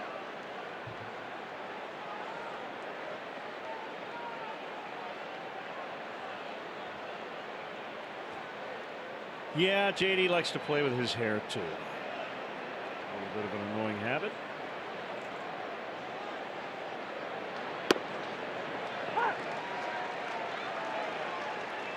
My leg hair. Don't. No. I guess I asked for it. I had to respond with something. Yeah, you had to, yeah. 1-1 on Tommy Pham. Homer, walk, caught stealing. And also an outfield assist. He nabbed Rizzo at home plate in the 4th.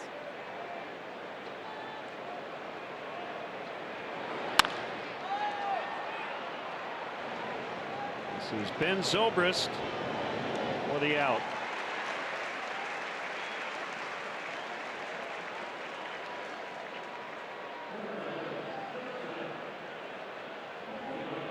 Talking with Pat Hughes during the break. Pat has this photographic memory. He reminded me Yadier Molina was ejected in the middle of a play a couple of years ago. I vaguely now recall that play. I think he was catching at the time and was barking at the home plate umpire. Mike Matheny came out and got kicked out too.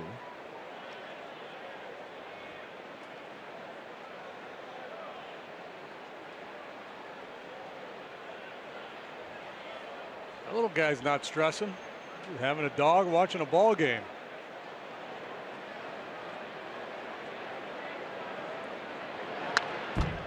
1-1 to DeYoung as we check out our Honda League leaders, sponsored by your Chicagoland and Northwest Indiana Honda dealers, as reliable as the cars themselves. Some pretty good rookie performances this year. Bumper crop, isn't it? Yep.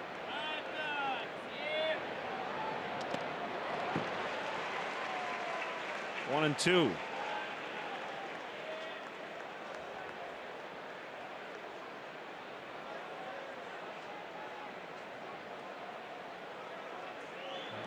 Young again, he's dangerous, but rarely walks. And the longer he's in the league, if that continues to be the chase, he'll see fewer and fewer. Continues to be the case. I mean, he'll see fewer and fewer pitches to swing at.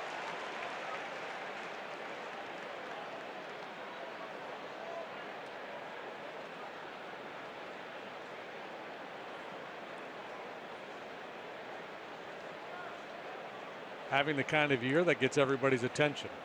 We got to pay a little bit more attention to this guy. Foul back to the screen. I would say bounce that curveball again.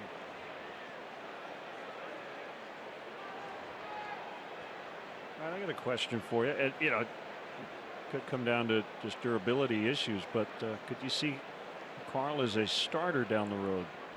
Well, that was the talk, right? When the Cubs first had him, he was in the minor leagues. That's what he had done. Might need a third pitch to blend in, but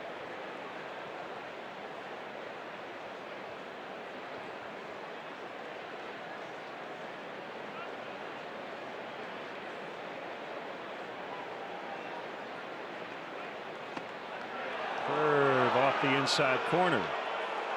Jordan Baker really going to hear it the rest of the day from the crowd here at Wrigley Field.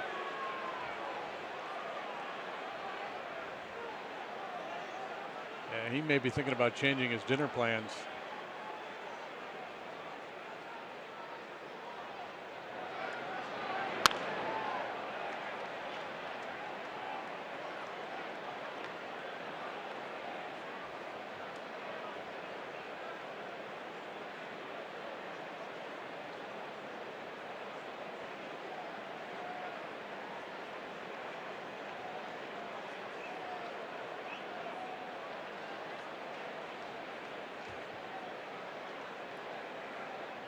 Three-two pitch. I think he went. He did. Confirmed by Carlos Torres.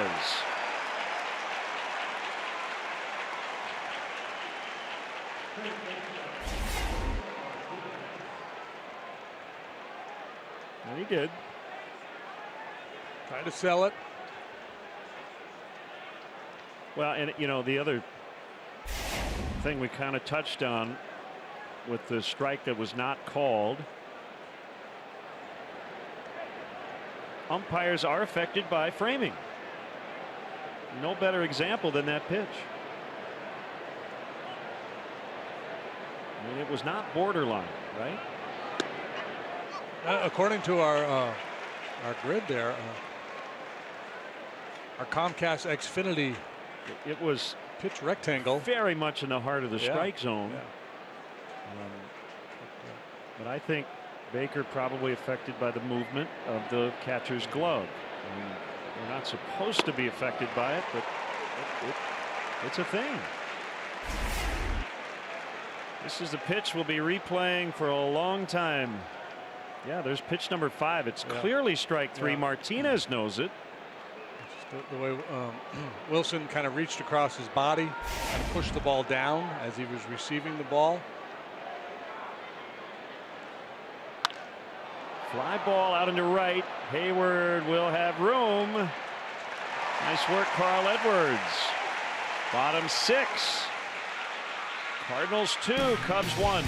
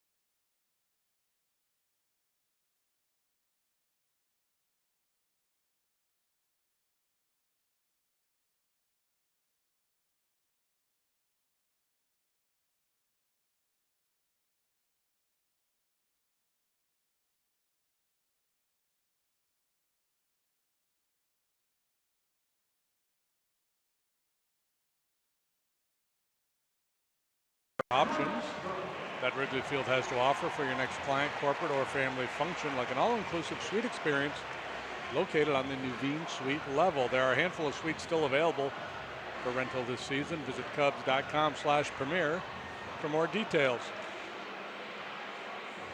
Let's check out our Toyota home run cam. Chris Bryant, the game tire to right center. One thing he had really stressed even after winning the MVP was power to the other direction. Yeah, he's one of those guys that no matter how much success he has, he'll always be looking to get better.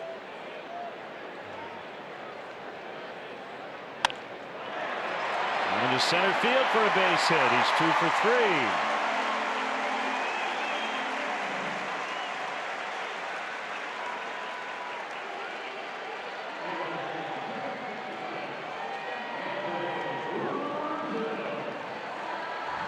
Martinez standing in the middle of the diamond watching the replay on the big board to get confirmation that he made a bad pitch. The spectator, he had his hand on his hip. He was looking up at the board, saw the replay, and then just motioned with his hand. Yeah, that ball was up.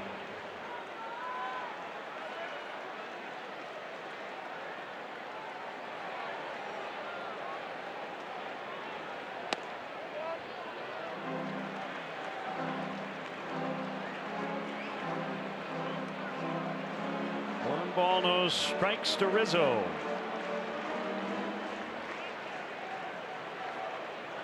Struck out 4 of the first 5 men he faced today. He's only struck out 1 since then. Almost hit him.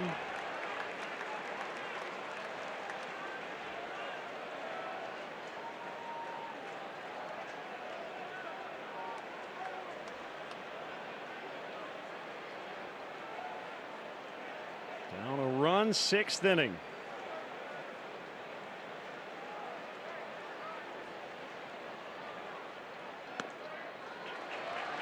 Three and 0. He falls off to the first base side. He can get into a little bit of a rut, a pattern, whatever you want to say, of flying open a little early, and then everything's going to start to float, drift out away from the left-handed hitter, and the ball will be up. And from time to time, we'll point to his shoulder, tell him, hey, keep that front side closed.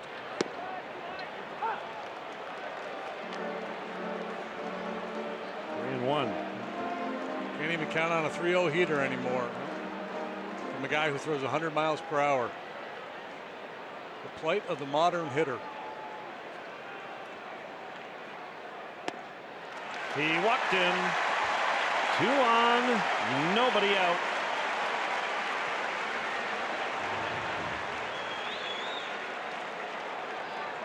Eric Lilliquist, the Cardinal pitching coach, will head to the mound. Avila, the batter, he came in for Contreras. He got ejected in the 5th, along with John Lackey. It's a new look Cardinal bullpen these days. Trevor Rosenthal had surgery. He's done for the year. Kevin Segras was designated for assignment. He's moved on.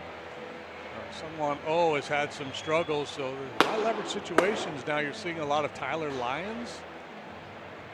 Juan Nicasio. Been closing some games for them.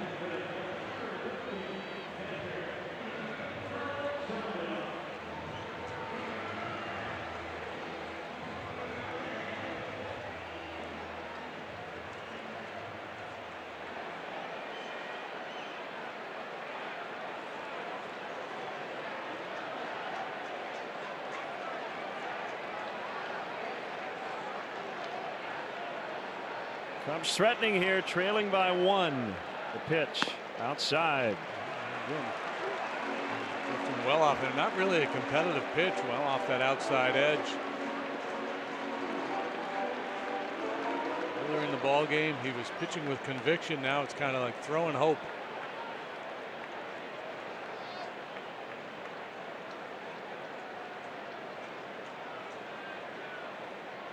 Dodged a bullet last inning when he got the big double play ball. That's going to trickle through. Bryant Stopped at third. Now he's going to try to score. And he will. Ball actually hit the on-deck hitter, Schwarber. That was a crazy play. Yet a double clutch out there by Bader after Bryant had stopped at third. We're now tied at 2.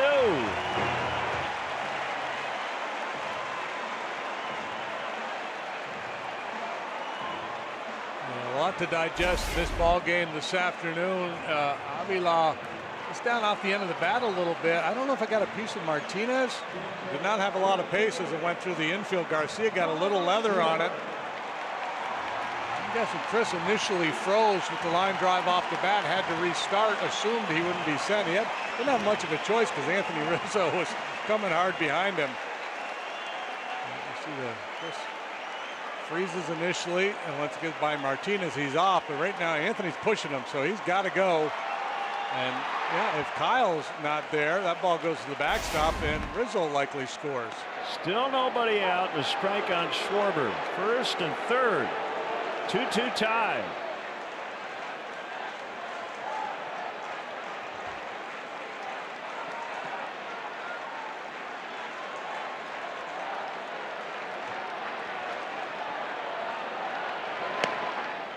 Strike 2.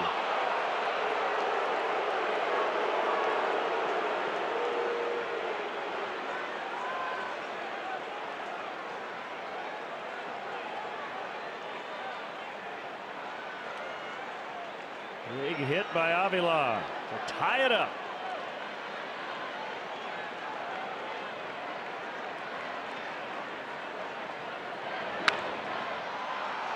Popped up, Schwarber slams his bat down as the catch is made by the shortstop, DeYoung.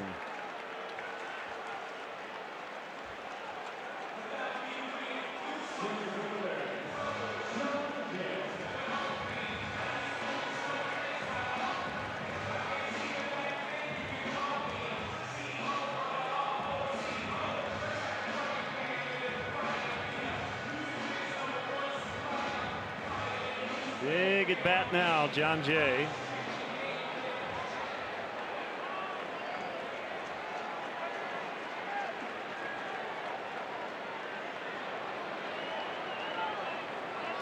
Carpenter holding Rizzo on at third base.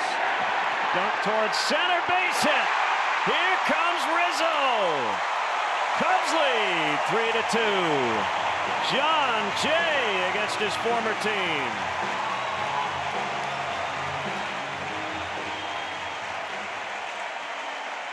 Fourth base runner, third hit of the inning, dumps a little line drive into shallow center. A couple of softies for John today, but he'll take them. So with the hesitation to make sure it gets down.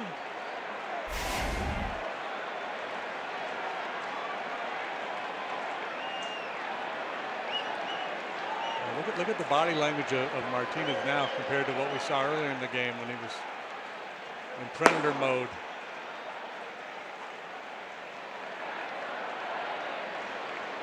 What a ball game. High drama. Tempers flaring. A couple of ejections, and the Cubs now have the lead for the first time.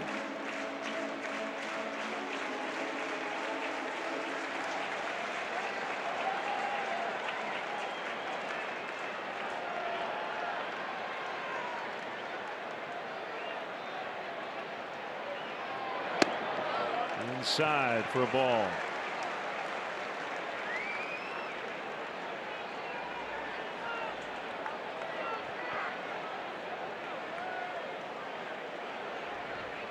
Cubs did very little early against Martinez. First 10 he retired, but they've had a lot of traffic since. Yeah, a lot of pitchers under pressure the last 3 innings, and it looks to me like he's running out of gas.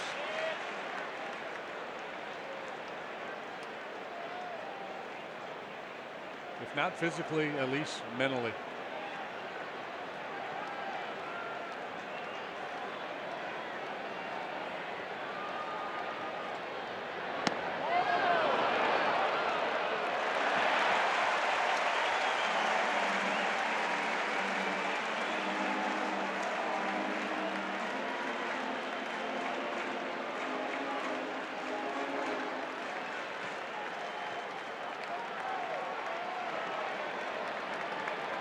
1-1 to Hayward.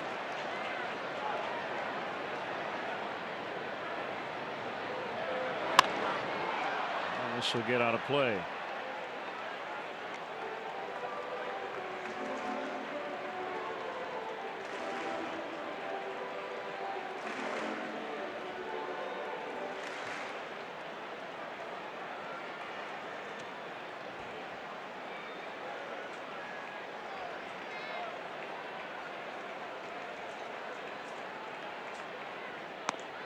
He walked and they're loaded. That looks like it might be it.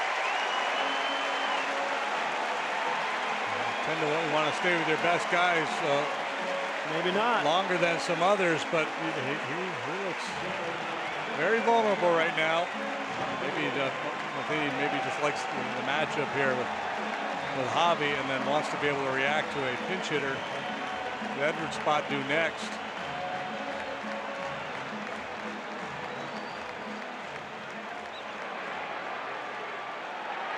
Risk in that. The way he's been flying open, if he floats a slider over the middle of the plate, it could be very problematic for the Cardinals.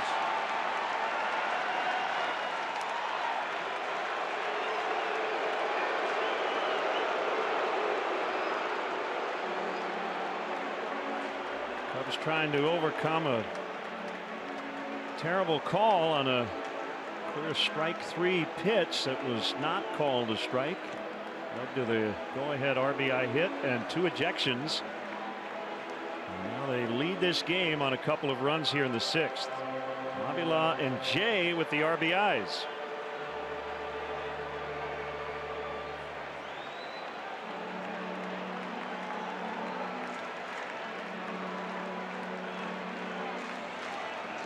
Career hits in this spot. 3 have left the ballpark.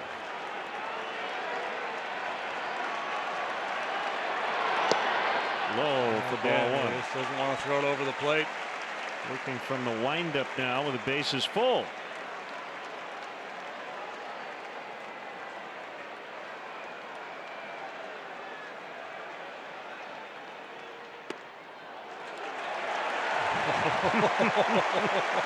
Well, Molina having a chat with Jordan Baker, who's not real popular with either team, I guess.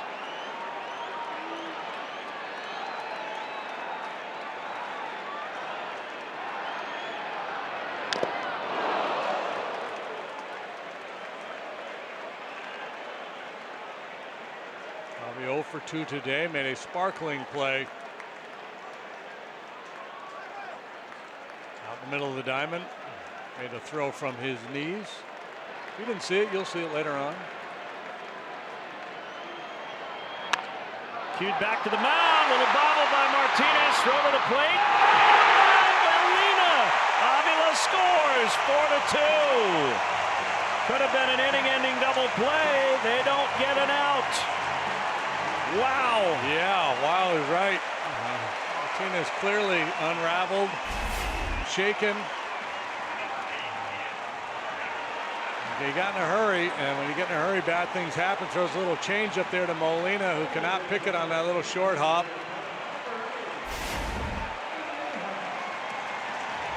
That'll be it for Martinez.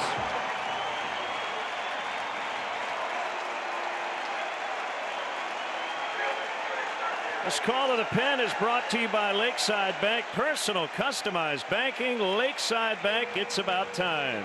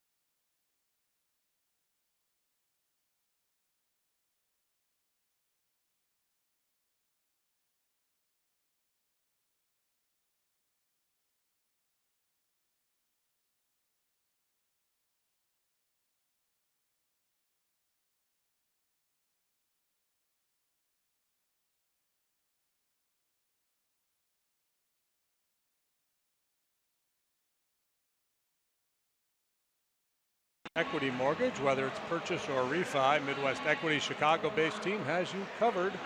Midwest Equity is a Cranes Fast 50 and Better Business Bureau A+ rated company. So apply today at MidwestEquity.com. Midwest Equity Mortgage, we bring it home.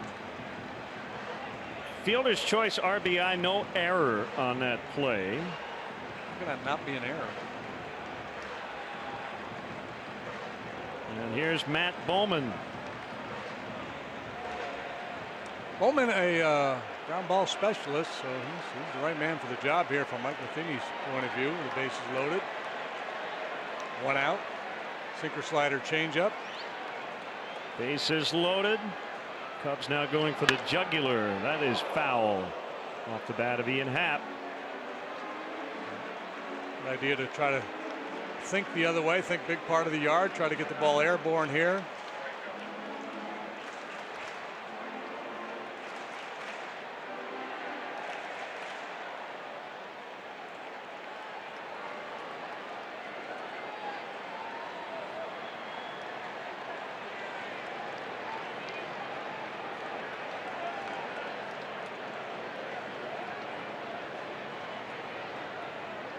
Pitch. Ground ball, base hit. Jay scores. Hayward around third. He is in. 2 more for the Cubs. It's 6-2.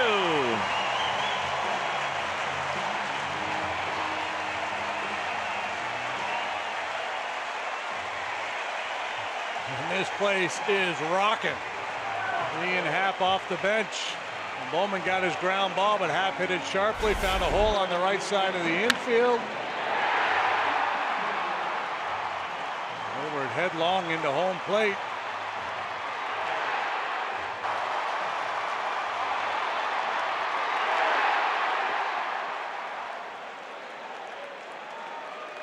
Ben Zobrist, the 9th Cub to bat here in the 6th.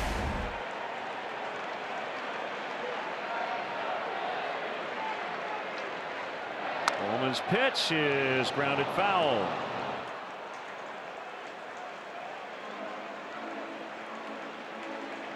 This work here today by the Cub hitters against Martinez, probably more impressive than all the carnage they dropped on the Mets pitching staff.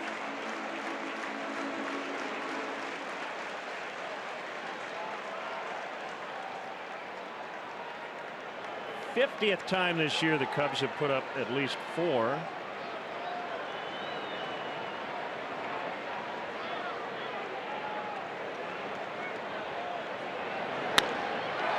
Ball to center, should be deep enough to get Baez in. Bader with a running start. Here comes the throw.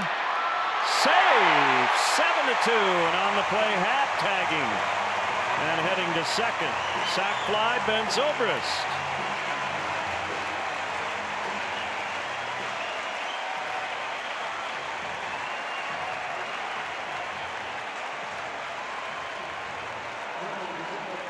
Bring up Bryant, who started the inning. Baez goes head first, sneaks in the back door.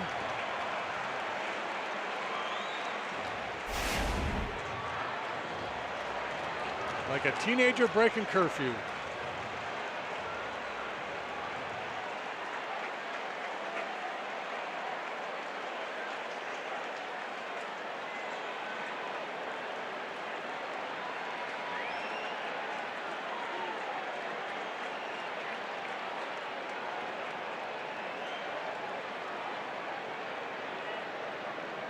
A 6-run 6th inning. Bryant started it with a single. They have put up a lot of crooked numbers here the last few days.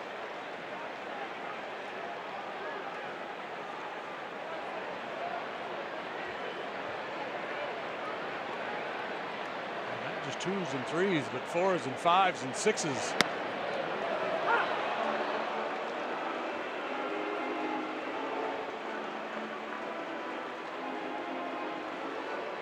Fifth time in the last 3 games they've scored 4 or more in a single frame.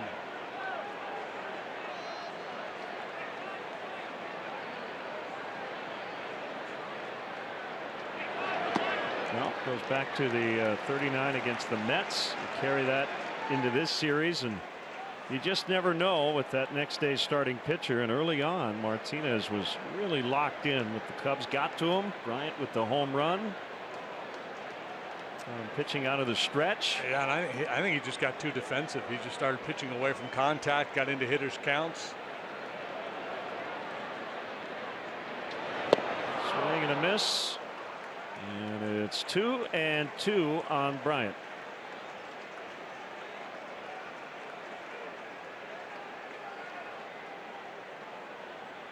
Chance to stretch the lead in the division to 4 over the Cardinals. With the Brewers game a little later. Cardinals came in the hottest team in the league, winning 11 of 14. Bryant base hit. Happ's going to score. It's 8-2.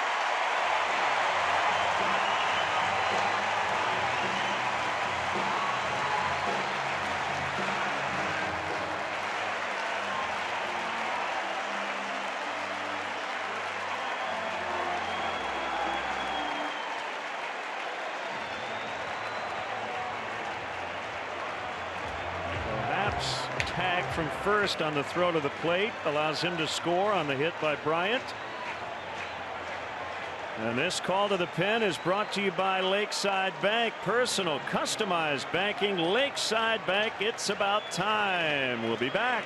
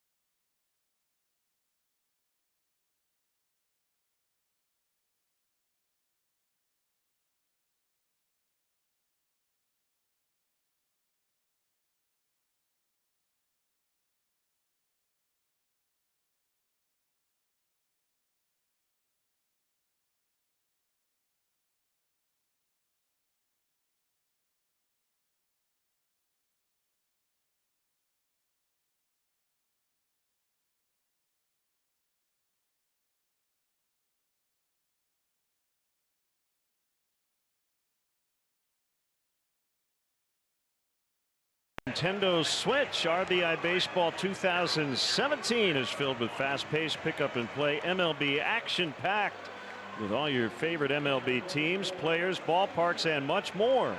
Get RBI Baseball today for Nintendo Switch. Learn more today at rbigame.com.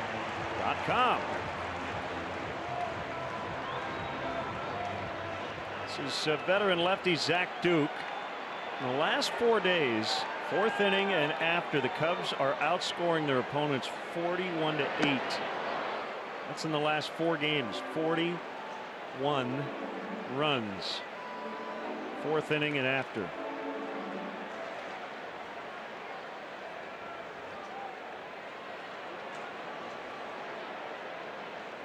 Duke missed a big chunk of the season. Left elbow surgery. Rizzo in the air to right. Coming in is Piscotty, and the inning's over, but what an inning, and they'll stand and cheer here at Wrigley Field. The Cubs lead 8-2.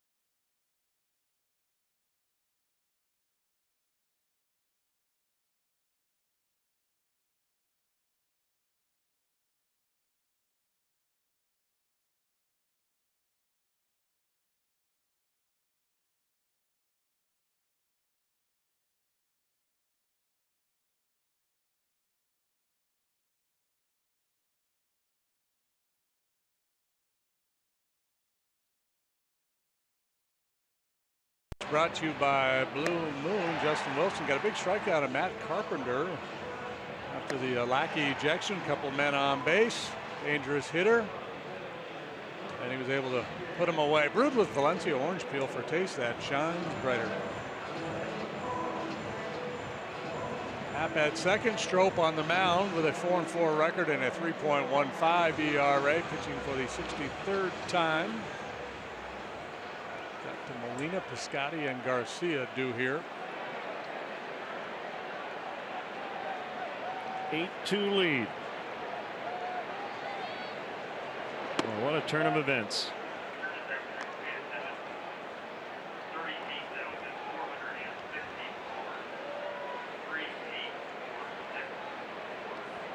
One ball, no strikes on Molina.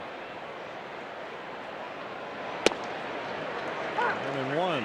Subaru trivia stumper time, brought to you by Subaru. Love, it's what makes a Subaru a Subaru. Excluding Yadier Molina, last Cardinal to play 100+ games in a season behind the plate. Dave Ricketts. I had two in mind. One was Mike Matheny, but that feels too easy. What was I was thinking Ted Simmons. What was the difficulty level on that question? 5.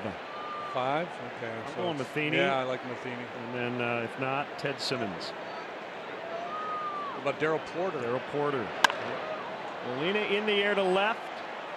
Schwarber has it. Let's check in with Dion.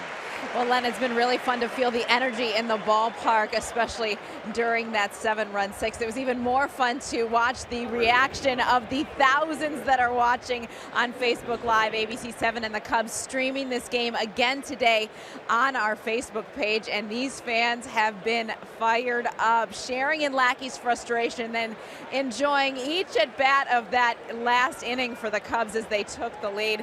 It was really fun to watch that all evolve. I'm not sure what it says about Friday work productivity, but of course it's September, so I'm guessing they'll let it slide. Yep. Len. Thanks, Dion. Yeah, hello, Facebook.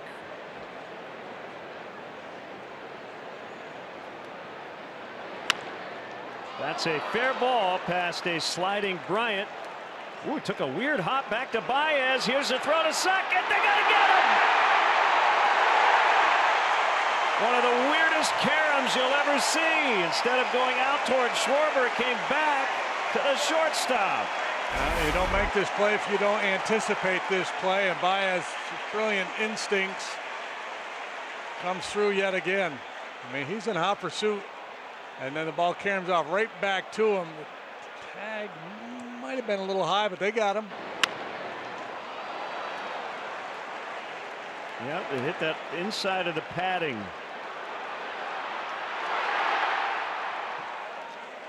Cardinals are looking in the video room to see if they might challenge it. I think he's out. And we will resume.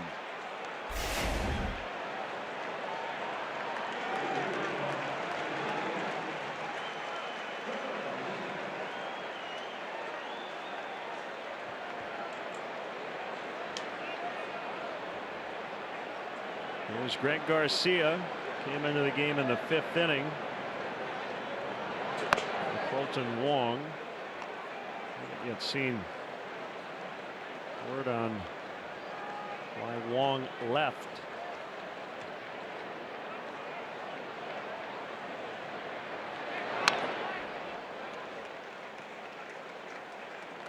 Garcia can hit. He's been a very good pinch hitter in his big league career.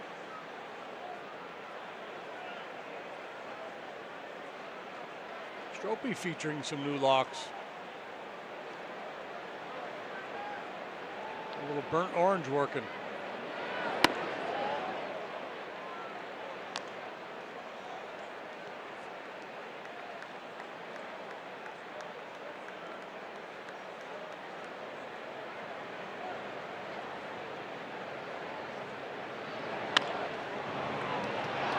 Good effort by Happ. It hit the top of his glove, and Garcia is aboard. Let's answer our Subaru stumper. Before Molina, last Cardinal to play 100 games in a season back of the plate, it was Mike Matheny, 2004, 122 games. Tom Pagnozzi, my era, would have done it as well. Paid attendance today, 38,464. The Cubs have gone over 3 million for the 10th time on the season. That is 3 million. Nice going, Cub fans.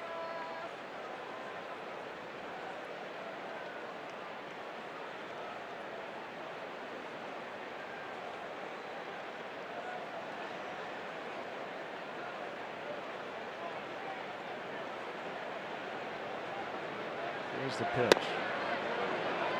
Ball 2.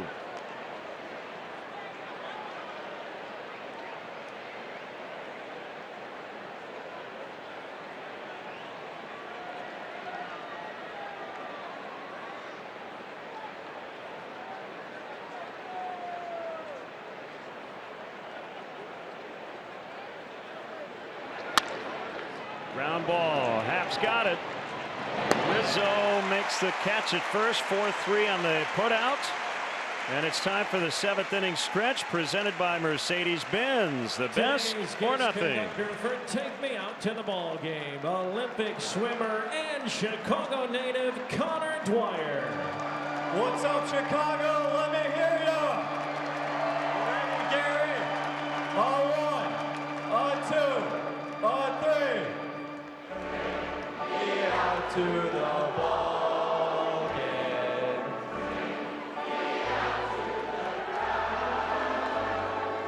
Buy me some peanuts and crackers, yes.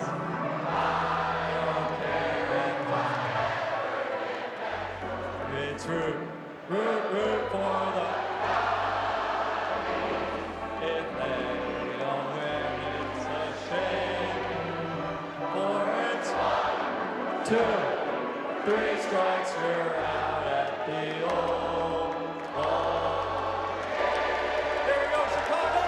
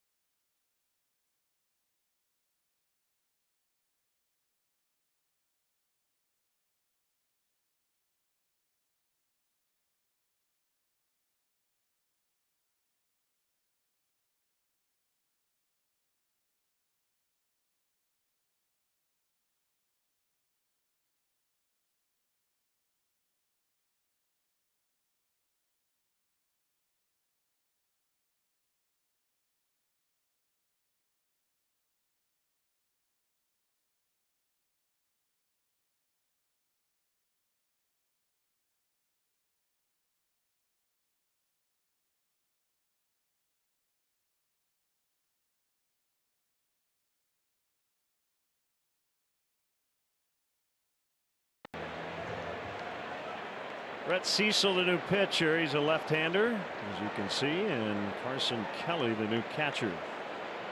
Alex Avila, the hitter. And a strike. You know, so I don't know if there'll be laughs and giggles about what happened in the 5th inning with the ejections, but it has a little different context if the Cubs win this game, right? Yeah, especially if they win it comfortably. And well, I mean, he's used Edwards, he's used Strope, but nobody's really been taxed yet out of the bullpen. Yeah, I think it changes the vibe a great deal. Colton Wong, lower back tightness, and that's what he had been dealing with recently.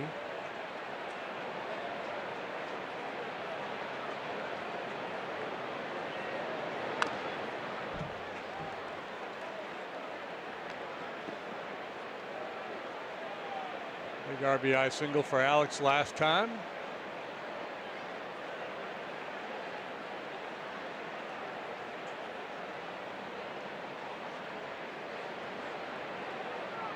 Martinez charged with 7 earned runs today, the most he has allowed in a start this year.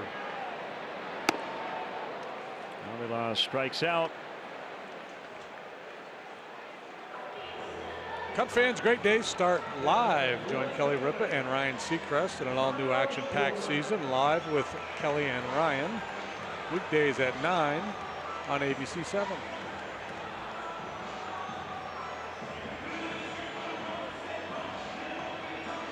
Sherry Finley Walker was here at the ballpark last night from Perth, Australia. It's about as far away from Wrigley Field as you can be, still be on the planet. So, hope she had a great time.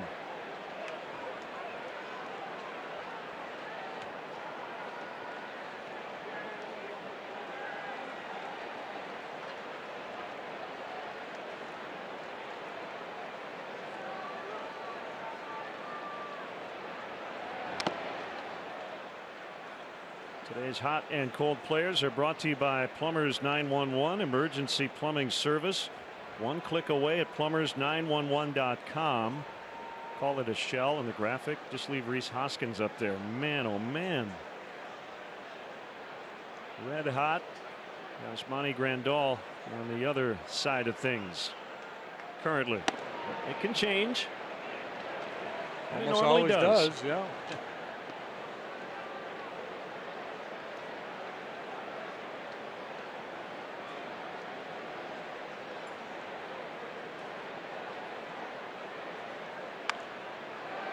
Foul by Schwarber.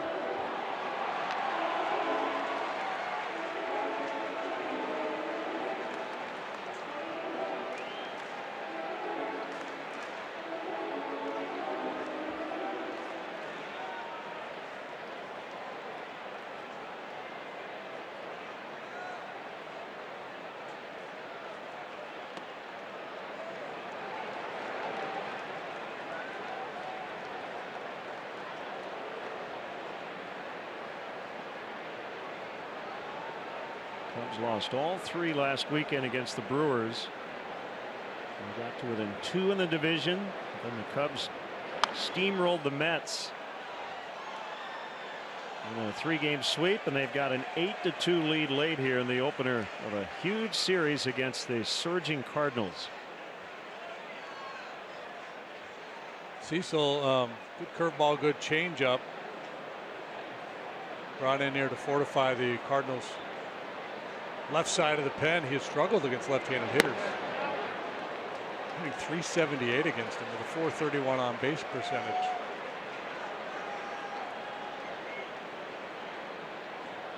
He's been good against righties. They're only hitting .223.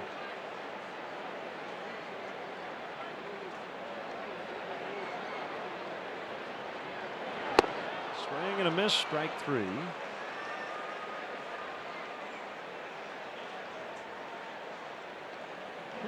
Cubs forward upcoming schedule. 3 o'clock start tomorrow. 21st pitch, airtime 1 o'clock on Sunday, and then off to Tampa Bay. Cubs and Rays Tuesday night. Cubs' final road trip of the season at Tampa Bay for 2, then Milwaukee 4, St. Louis 4.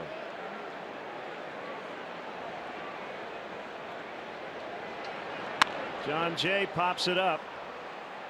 Back of short, it's DeYoung calling for it. And we go to the 8th. Cubs leading big.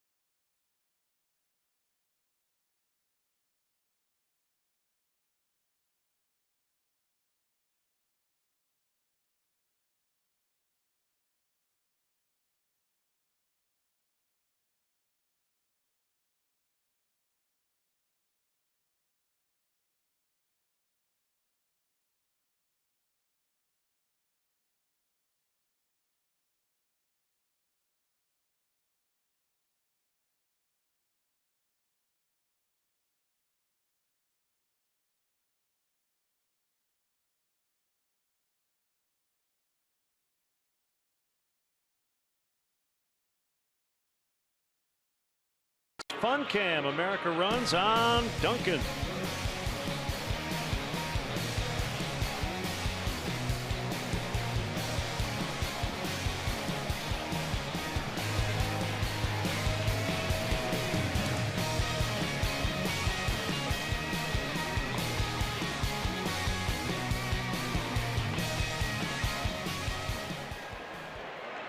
John Jay now playing left.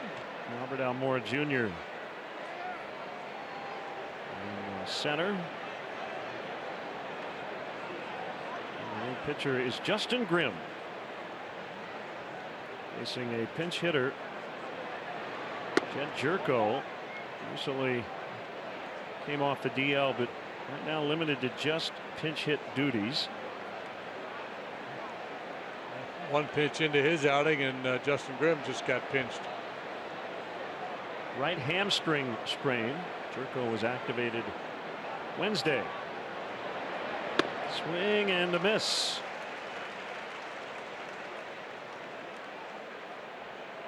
He's got pop, 18 home runs.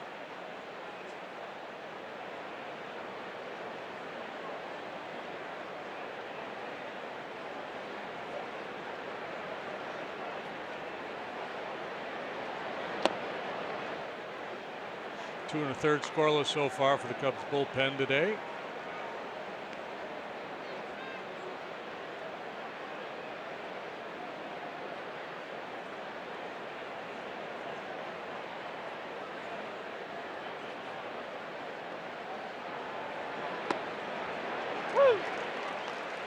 As was the case in the Med series, and by piling on the way they did in the New York series, and then having that one big inning here, that allows Joe to manage things a little bit differently in the later stages of the ball game. Edwards threw 1 inning, 15 pitches. Strop threw 13 pitches in his 1 inning of work, so should be good to go tomorrow.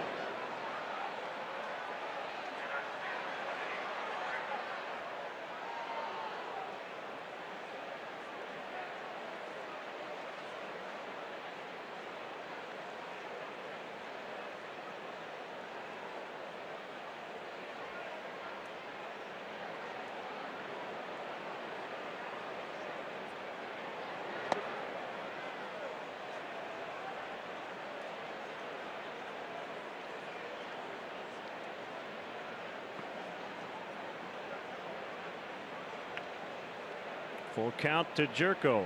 Carpenter, and then Pham to follow.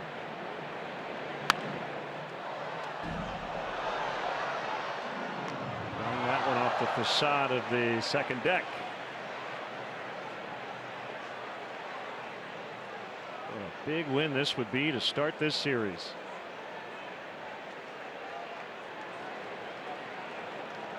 And not that it was in doubt, but win number 81 would guarantee a non-losing season for the Cubs. They have much bigger fish to fry than just a winning record.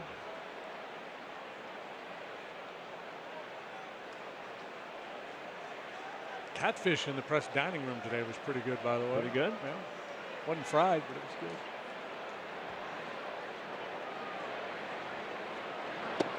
Swing and a miss, strike 3. And for Charlie, gets the job done. Hey, let's take a look at how John Lackey was painting the corners today. Brought to you by Benjamin Moore, paint like no other. There's the pitching question. That's the one he did not get called, and then Martinez delivered the RBI single, led to the ejection.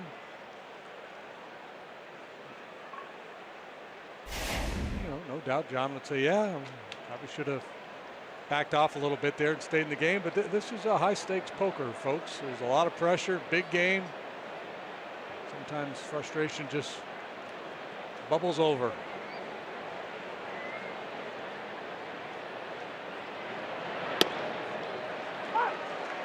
Strike on Carpenter. Jordan Baker might be the happiest guy in the ballpark. The Cubs have this comfortable lead now.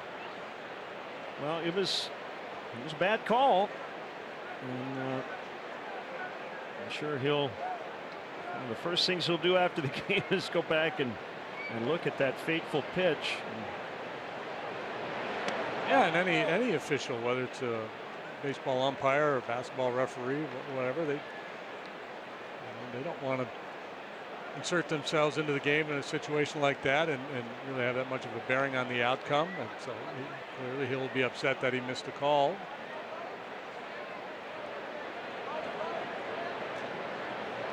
That's what I mean. You wouldn't want that, if the Cubs end up losing this ball game, and that obviously was a huge play. Kind of thing that would really gnaw at an umpire.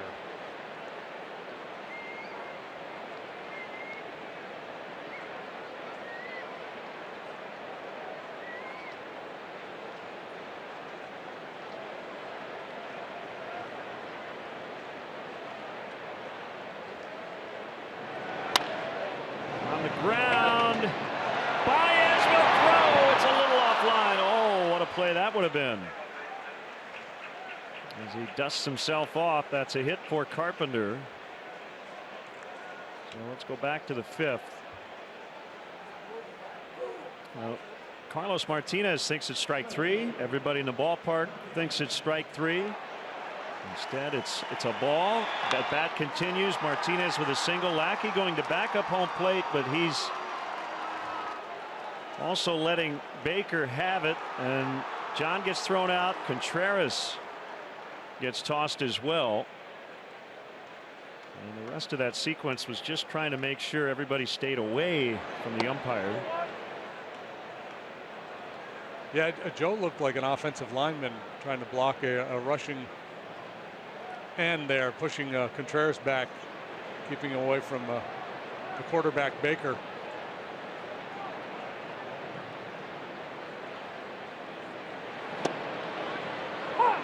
One on Pham.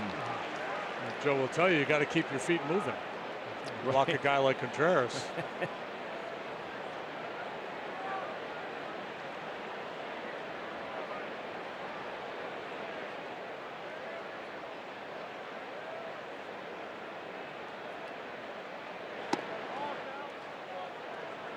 Two and one.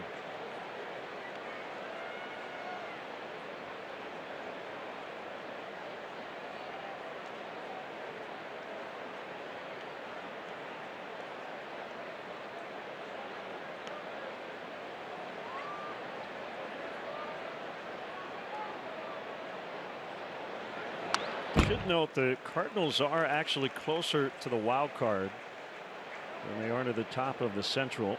They and the Brewers are 2.5 behind the Colorado Rockies and 3 behind the Cubs in the division.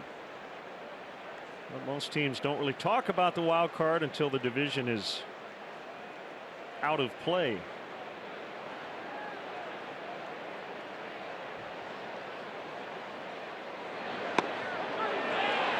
Called strike 3.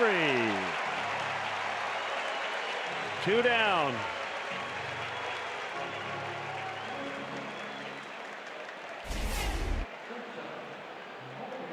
Second strikeout for Grimm. Second time it was a curveball. First time a chase. This time it settles into the top of the zone. A little knee buckler there.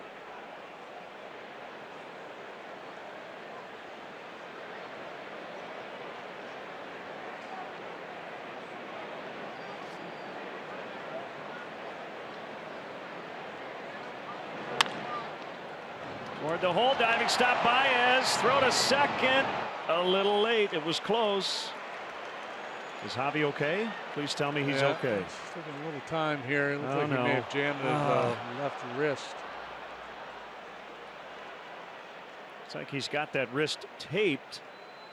And Ed Halber is out to check on him, and there is a hush over the ballpark.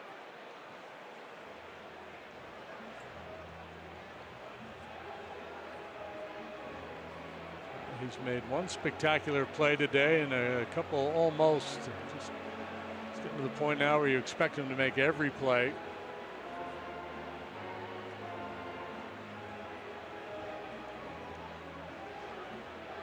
Looks like the left thumb area. Addison Russell close to returning, and this may hasten his return. It's go time. You're running out of days.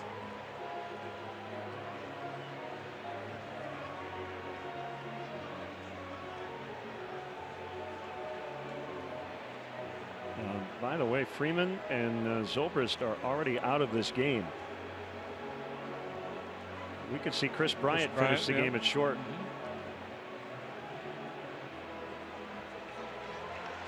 No, he's going to stay in.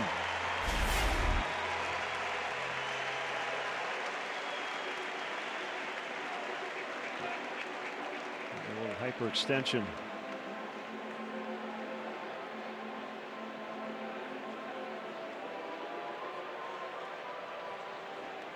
Joe's going to make a pitching change. Cardinals have 2 on with 2 down here in the 8th inning. And we'll be back. 8-2 Cubs.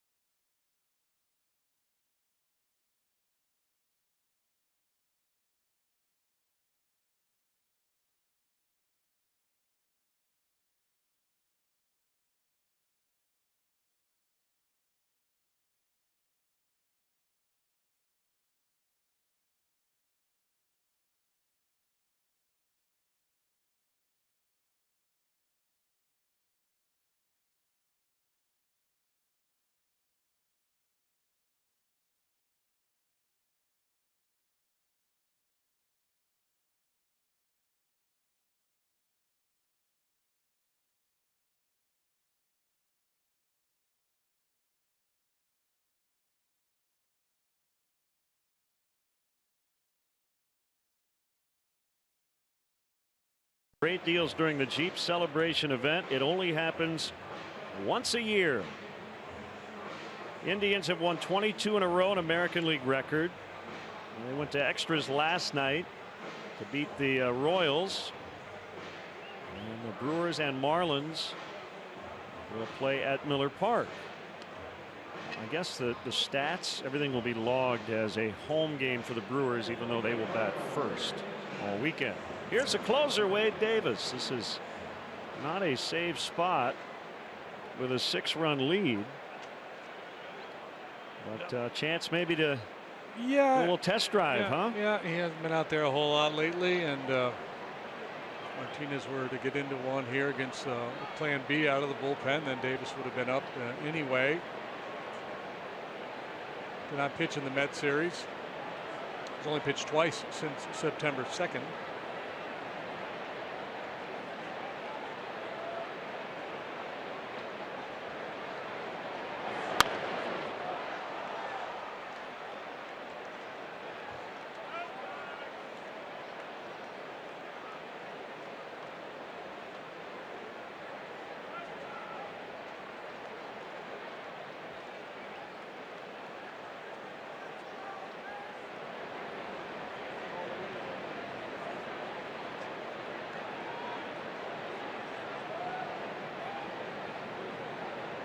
The 0-1 outside on a cutter.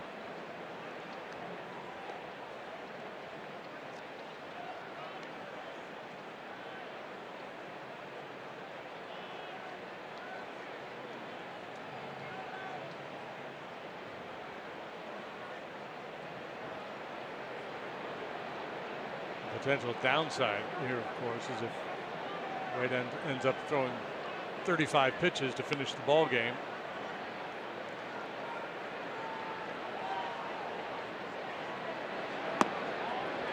Inside on a fastball at 96, pretty crisp.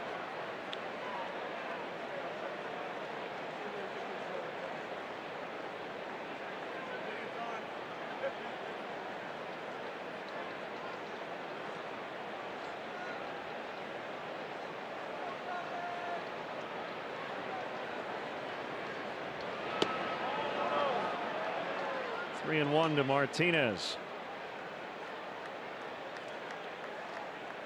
So we've seen Lackey, Wilson, Edwards, Strop, Grimm, Davis.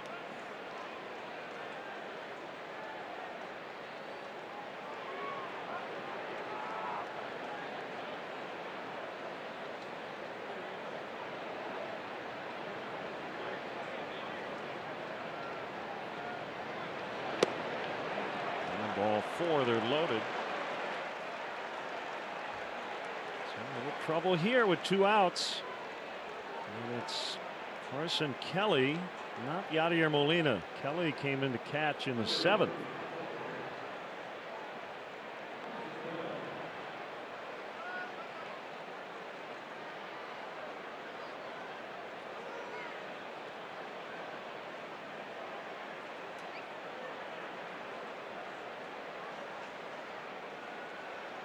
.75 average, 45 plate appearances at the big league level, 283 at AAA with 10 home runs.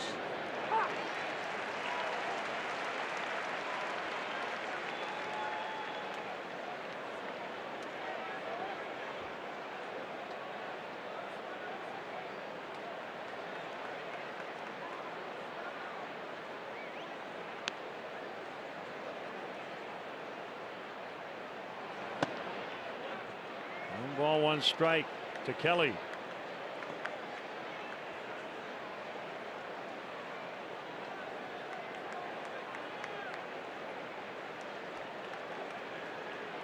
Be 15 games left after today. Kelly, born in Chicago, went to high school in Portland, Oregon. That's low. 2-1.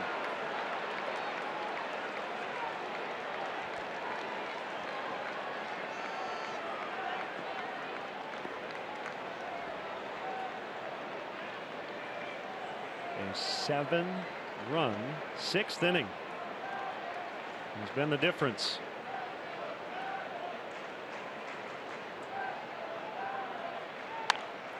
Fouled away.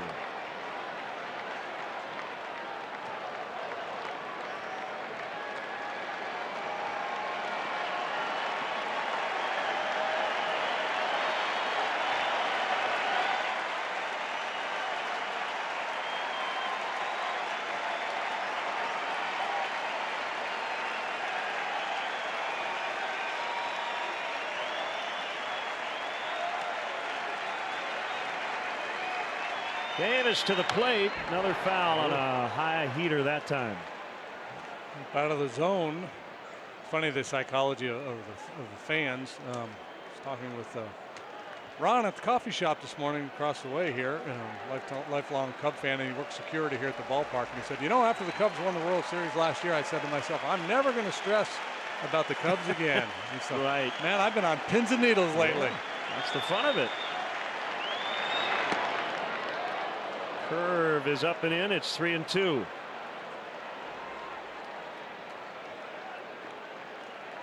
this stuff doesn't get the blood pumping, you're not a real fan, right? You get one, you want 2. September drama. Runners take off. Popped up. Avila will not have a play.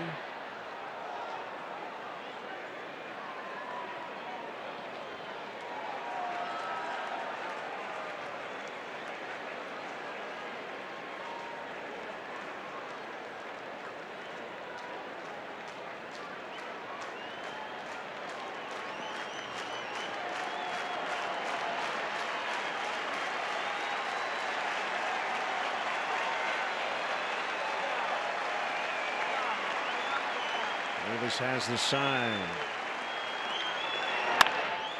High fly ball, center field, Almora. Now camped. They leave him loaded. We go to the bottom of the 8th.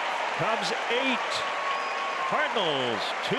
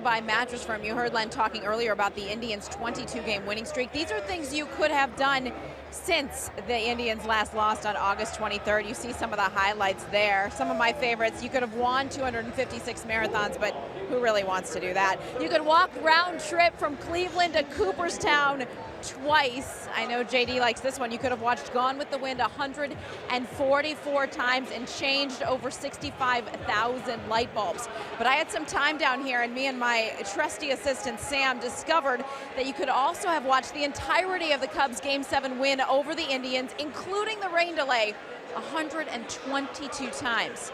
I say that's a great way to get ready for the postseason, right, Len? I'm sure a few people have watched it that many times. Thank you, Dion. And that great stat of the game brought to you by Mattress Firm, where we want you to sleep happy. Guaranteed. Remember, if it's over 8, it's time to replace. Sandy Alcantara. And Jason Hayward rockets a foul for a strike. Big right-hander, can throw 100 miles per hour. He's raw, but talented. I want to know who actually took the time to measure how long it takes to change a light bulb.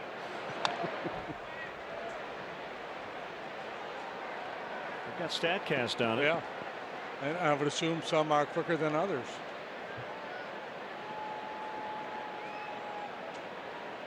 What if the light bulb is hot? It takes a little longer.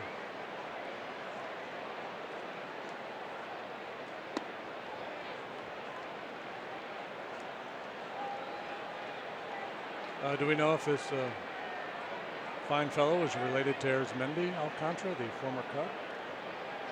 I have not seen that he is. He strikes out Hayward.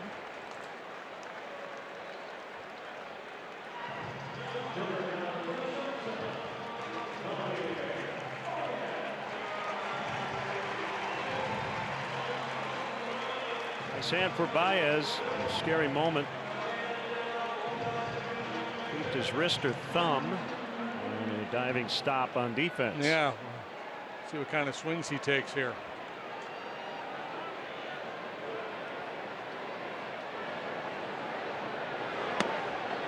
The plate in.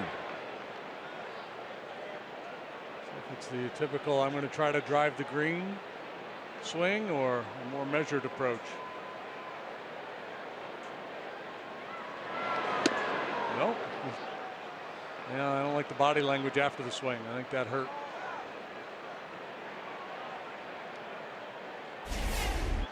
Perhaps upset with himself that he chased a bad ball, but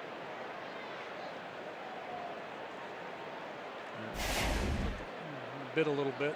It's the bottom hand, which can be particularly problematic. Yeah, well, that one didn't feel good either. Yeah, the swings and misses. Yeah. Thought he might bunt at the start of the at bat.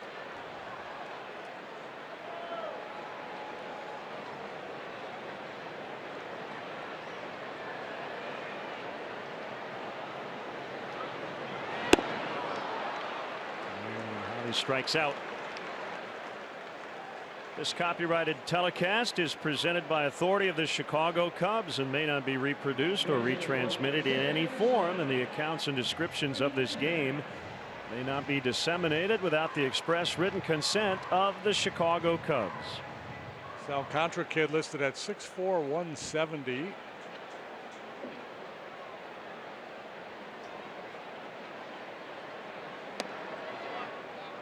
Hop takes ball one.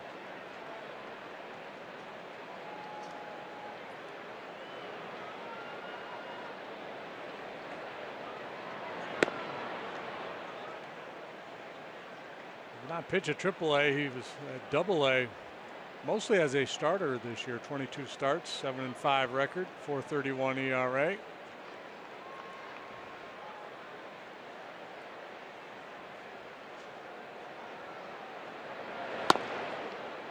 .101 with some movement. How does that pitch move? Other than straight to the target.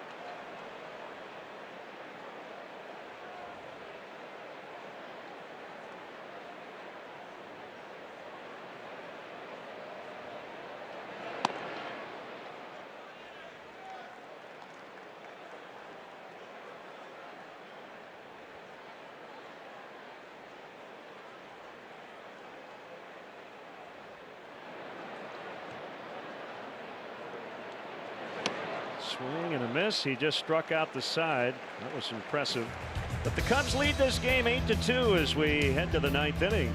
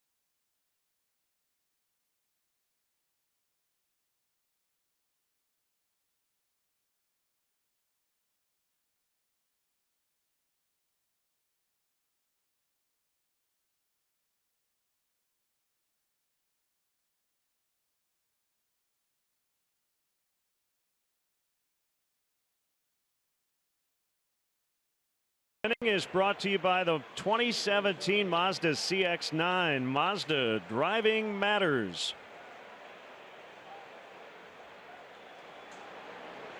Wade Davis came on in the 8th inning. He walked Jose Martinez and got Kelly with the bases loaded to fly to center to end the threat as he faces Stephen Piscotty. And he fouls. 0-1.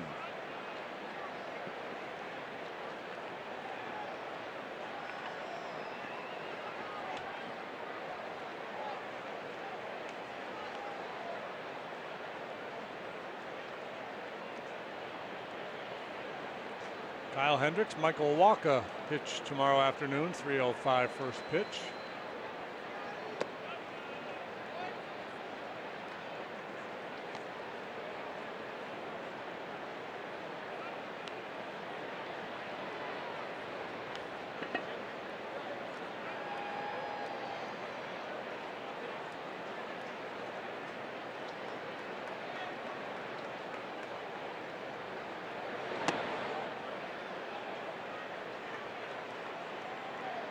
Two and one.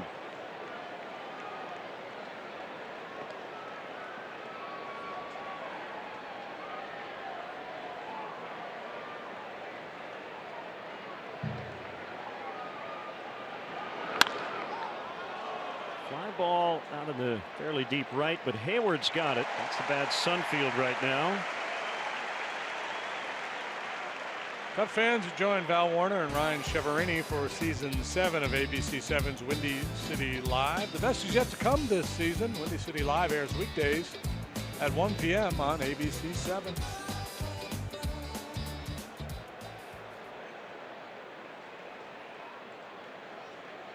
Garcia entered the game midway due to Colton Wong's back issue. That flared up again. That will field and throw, and he got him by half a step. 2 down. All rise.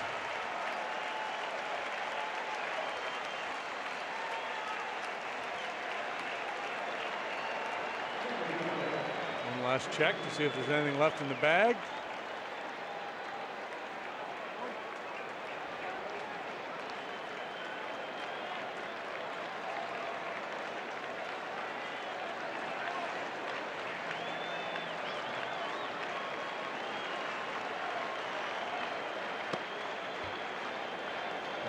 and Bader.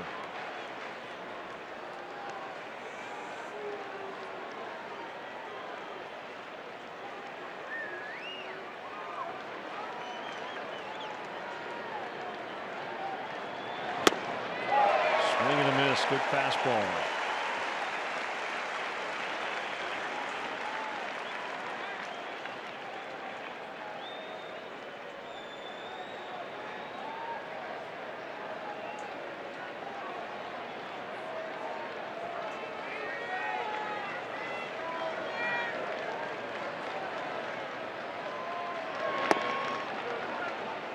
Luke Voit is on deck.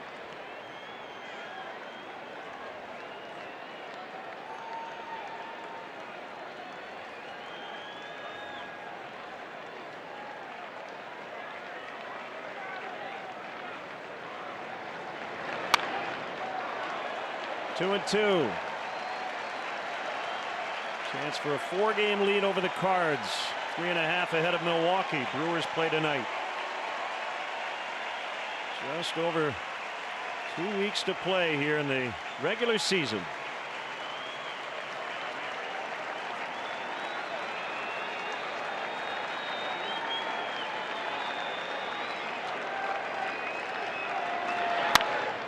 Fly ball right field. Let's see if Hayward has room. He does not. You see who the starting pitcher for the Brewers is today?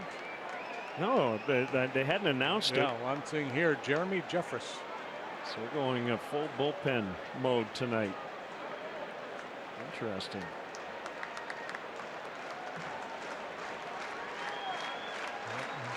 Some issues with Jimmy Nelson being done for the year. He's been their lead dog.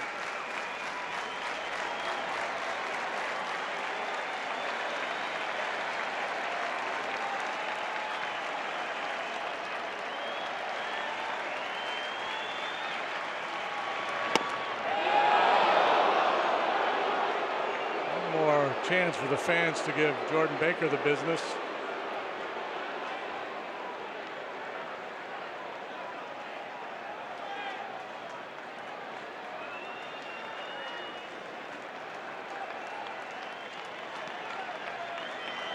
Three and two on Bader. Here it comes. Swing and a miss. Cubs win. Cubs win 8-2. And they've got a 4-game